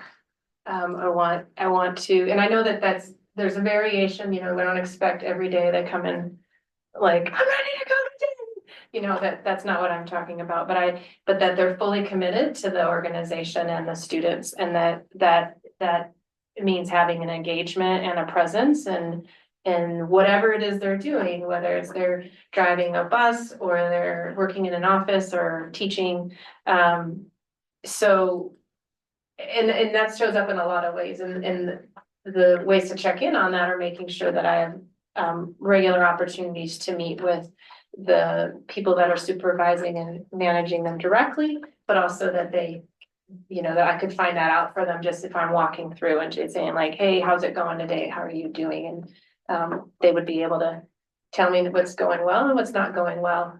So I think that's one, is just that commitment. The flip side of that is that we're providing as a school district a workplace that gives them that ability to do that. If we are, have them on a full day with no breaks, and if they do get a break, they don't have a place to sit down, then we have a problem. That's, their ability to show up and be that fully engaged employee is being hindered by us. So I would expect that they would have the same expectations of me as a district leader. Personal, other expectation is that people are here to learn and grow, and that no, we're all learning, we're all growing. I will be in that we're open to that. And so when those opportunities come, sometimes they come in really pretty packages, like, guess what? You get to go to a conference in Florida in February. And the teacher's like, great, I'll go to that conference in Florida. That's an opportunity to learn and grow and go sit on the beach.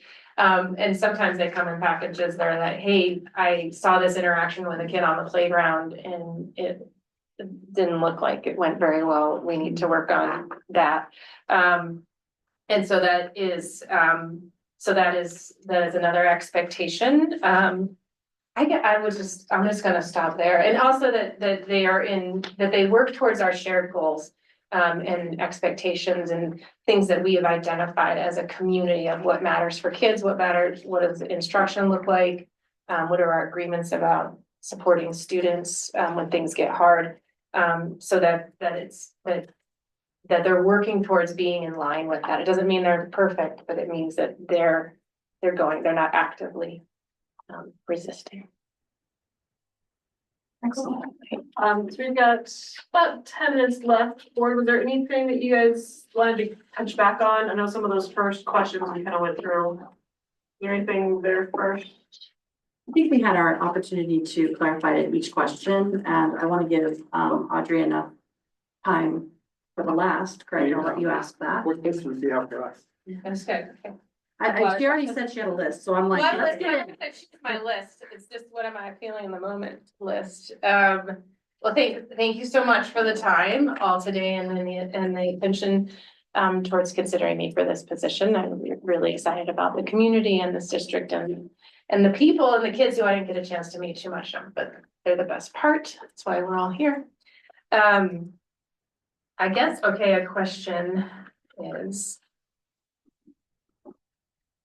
I guess I'll flip that question back to you and maybe I can, how much time do I have? 10 minutes? 10 minutes. Okay, I'll pick two questions. So, first, and the And first we'll one is, round robin our answer. okay, the Okay. first question is what do you see as the characteristics of a really positive school board superintendent relationship? So we're gonna do the same thing we did last Okay. time, which I'm gonna give it to you first. I think for me, the relationship is creating a conduit of communication and support between the community and the district. That allows full access to parents, non-parents, students, stakeholders, company, teachers, pretty much just something that allows for that ability to have that discussion and to see that the district is well supported and led, and also allow for that, just that having that kind of communication. Excellent. I would echo that, but I would also add to the overall larger perspective of the need for professionalism at a level that leadership needs to demonstrate for others to understand and follow, from our students being able to see this through their teachers, from the students being able to see it through their leadership, their administration, and even their board members. And with that in place and that open communication and understanding of expectations, the culture starts to bloom, because the culture then is trusted and known. And I think anyone who sits in this superintendent seat has to be very understanding and committed to that in a small rural community, which can be, in a rural community, let's just state it, everybody knows everything, and if they don't, they think they do anyway, right? And so that the communication is absolutely key. However, there's still confidentiality, there are still processes and boundaries, and I think a leader sitting in the superintendent seat should be able to navigate that with grit and grace.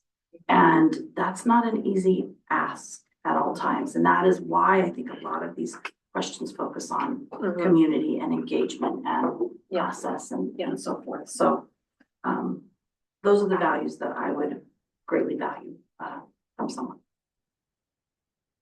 The superintendent is the board's one employee, and the superintendent is our expert in the field, because most of us are not experienced educators and don't have that kind of expertise.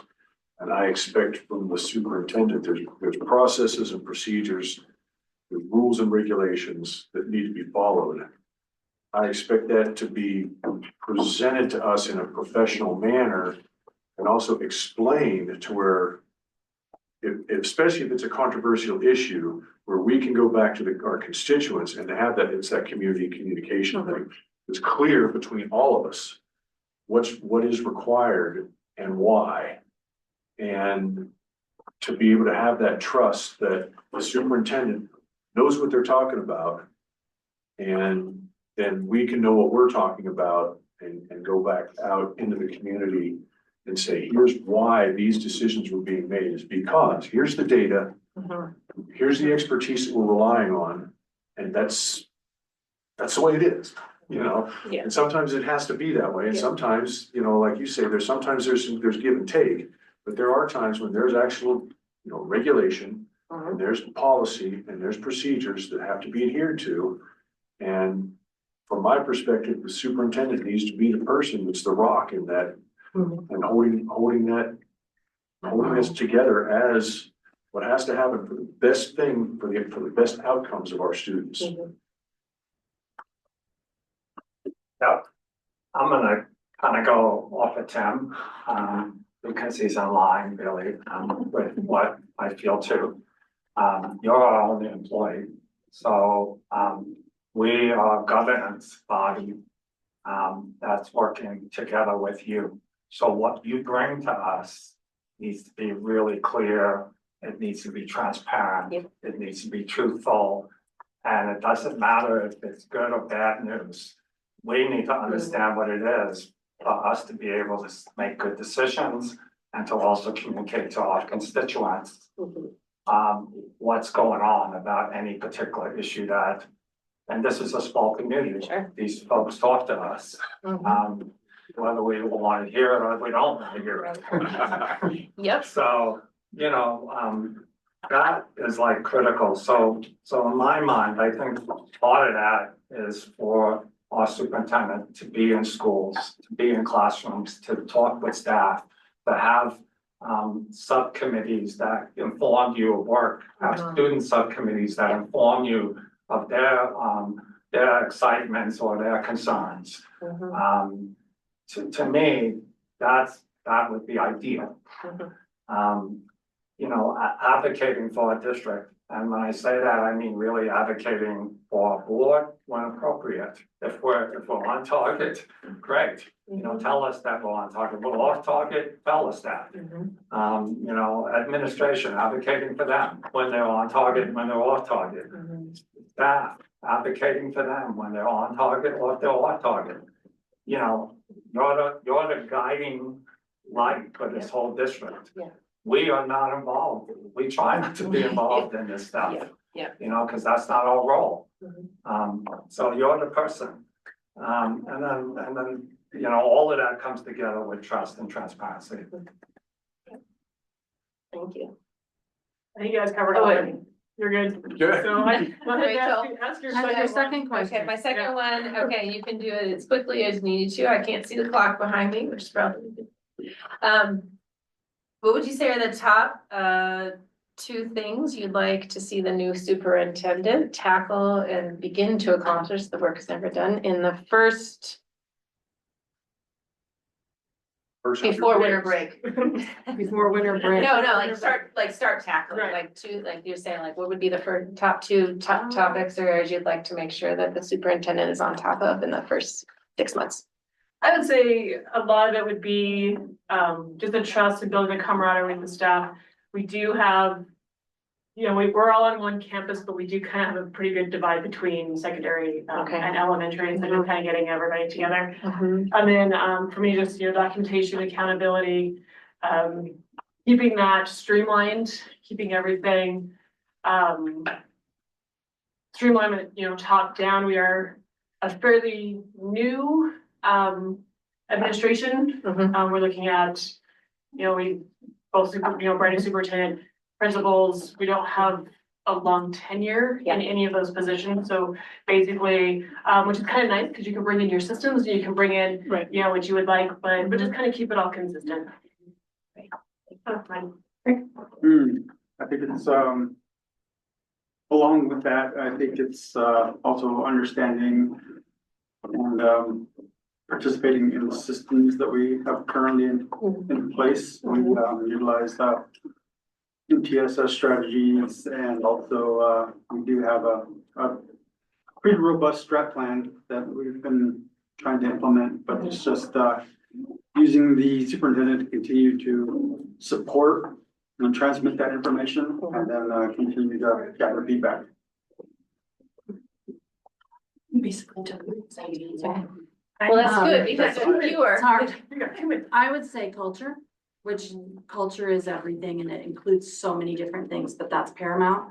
We absolutely have separation among buildings.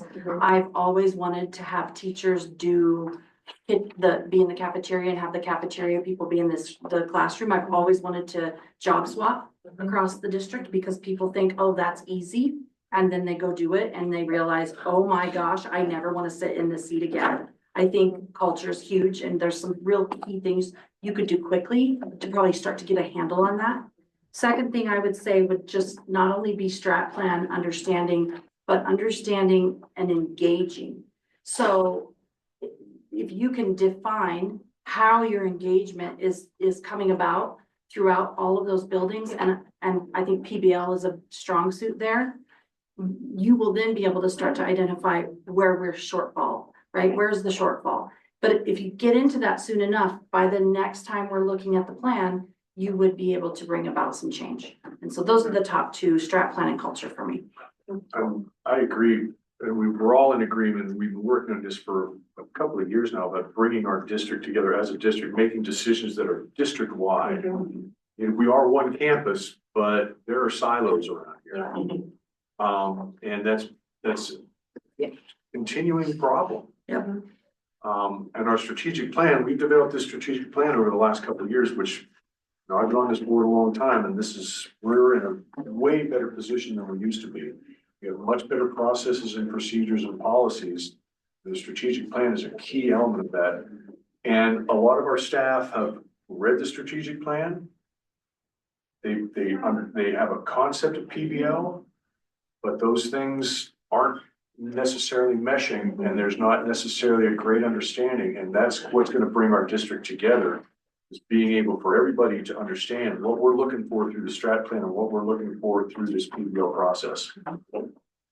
Thank you. Victor? Yeah, I think, just real quickly, I think the mill levy is forefront. Yeah. Well, our minds right now.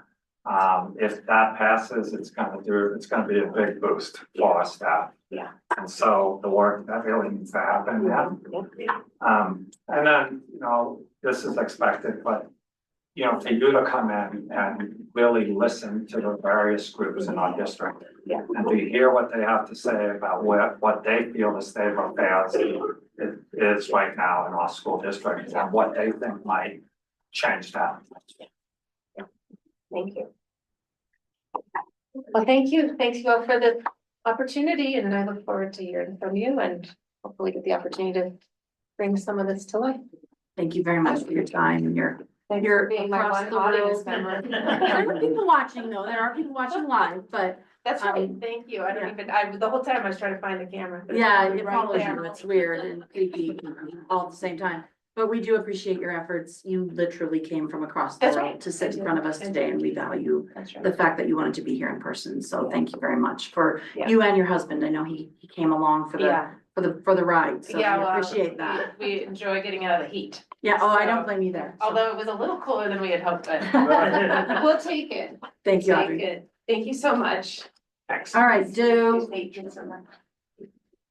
Thank you. Thank you. Thank you. Enjoy your weekend. Thank you. We have a 5-minute break. I was gonna say, can before- we take a Yeah, 5-minute there's a break? 5-minute break on the Just to give schedule, so- everybody a chance to stretch their legs. And then we'll come back.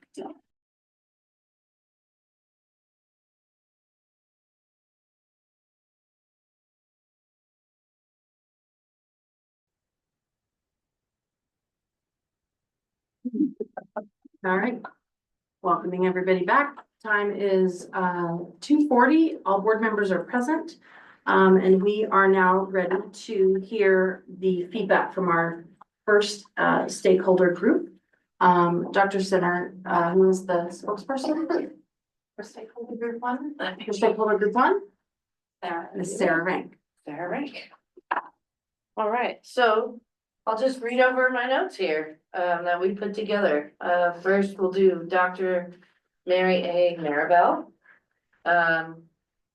Some strengths that we saw in the candidate were experience and involvement with the Main Crest District and having roots in the community. She has a strong desire to make a difference and to actively listen to others.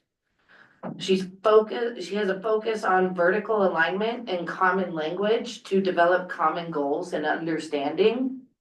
She's diplomatic with a focus on doing what's best for the district. Her experience as an instructional coach administration and post-COVID classroom experience were all strengths that we saw in her. Some concerns was she had provided us with surface level answers without detailed administrative vision and specifics on working with staff. For Miss Audrey A. Hazelton, she came prepared as an outsider of this community. She has a systematic approach to leadership. These are her strengths. An emphasis on coaching, feedback, consistency, and documentation. She has strong experience with an emphasis on finance and budgets, and an interest in developing agreements collaboratively to create predictability. Some concerns, she did not express a strong commitment / longevity to the Mancos district and community. There was a lack of vision for implementation through administration. And we had a question of, would the traditional learning experience in the Mancos district be inhibited by her strong background in PBL and experiential learning? That being said, these are both strong candidates, and we would urge the board to urge whichever candidate is not selected to apply for our elementary principal position. Thank you, sir. All right, I would welcome Mr. Krupa to the table to give us your stakeholder group feedback, please. I want to start by thanking you all for letting us be part of this process. It was a learning experience for me, and I'm happy to be part of it. So I will start off with Mary Maribel. We listed a ton of things, so we're going to be here for at least the next 3 hours. No, we're not. Timekeeper.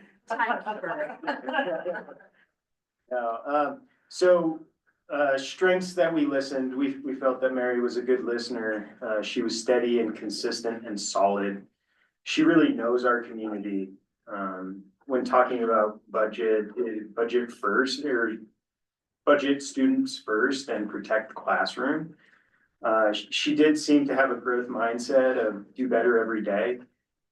Focused on district unity. How do we bring all the schools together in a unified way?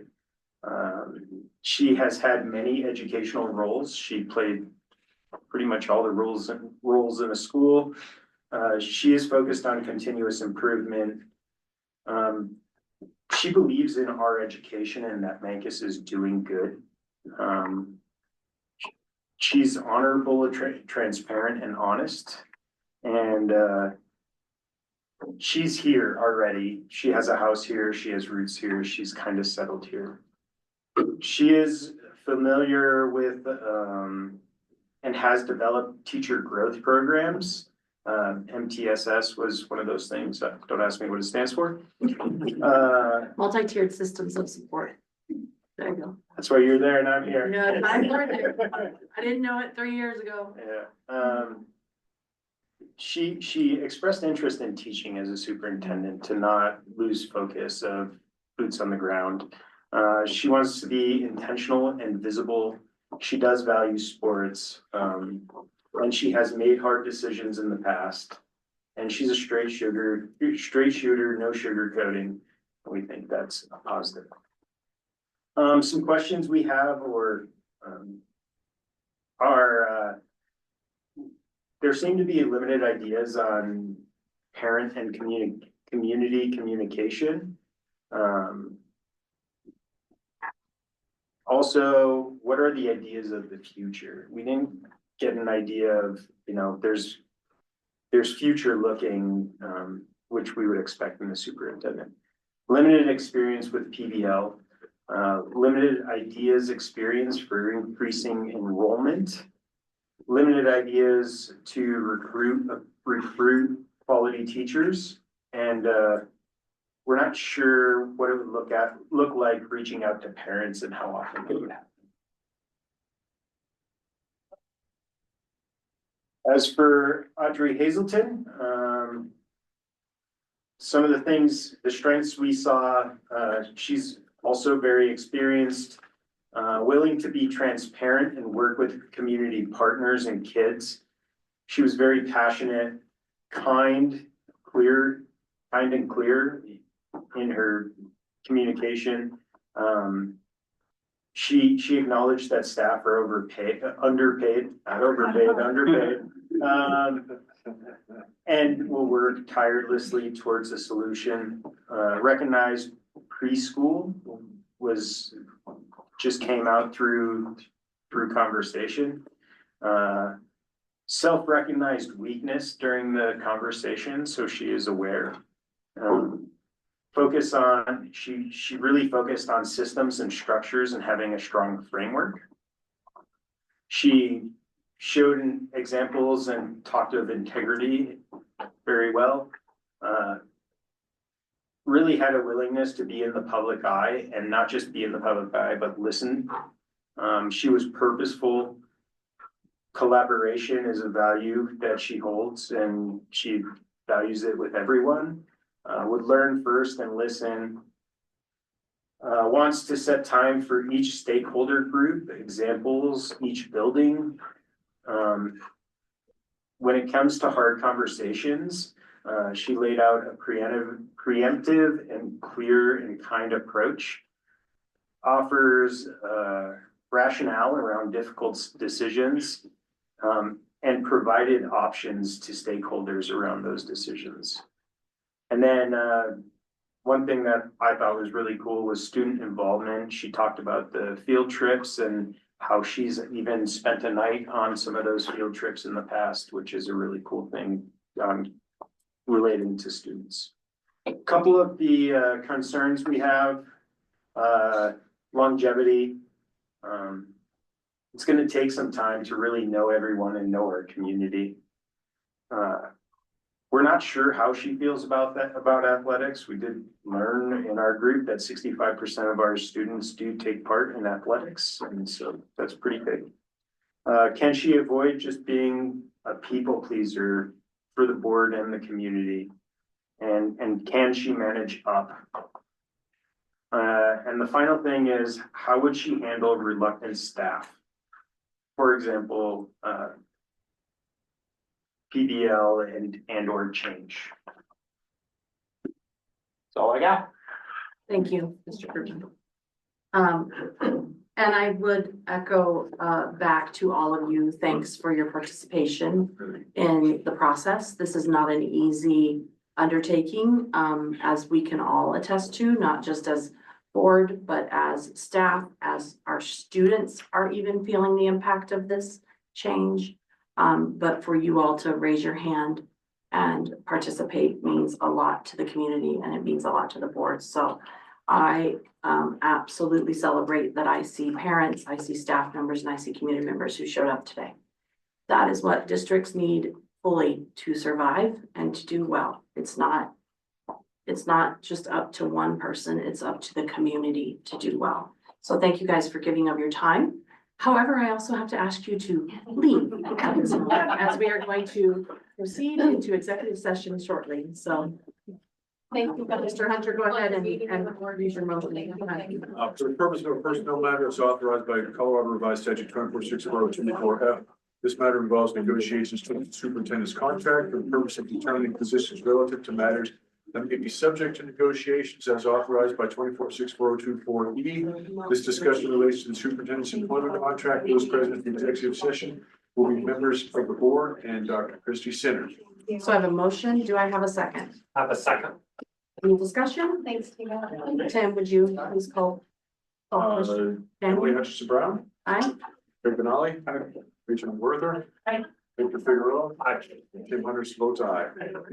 Motion carries 5-0. We are now entered into executive session. That's the other piece of paper. Here we go. There you go, ma'am. Okay. We are coming out of executive session at 3:40 PM. Dr. Center or Victor, someone closest to the door. Can you please invite people back in? no decisions were made. I'm turning off the recorder. The entire full board is present as well as Dr. Center. The last time I did this, I didn't turn it off. Because if you press the button twice, it keeps going. I didn't know that. Okay, so is there anybody out there?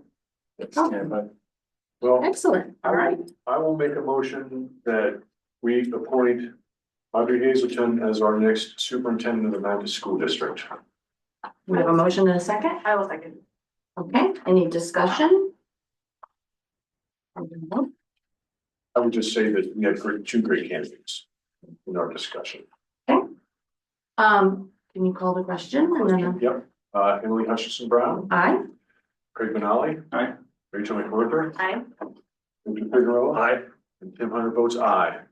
excellent. Motion carries 5-0. I would echo the discussion in closing that we had two very strong candidates, both of them with a ton of experience that we value, significantly value.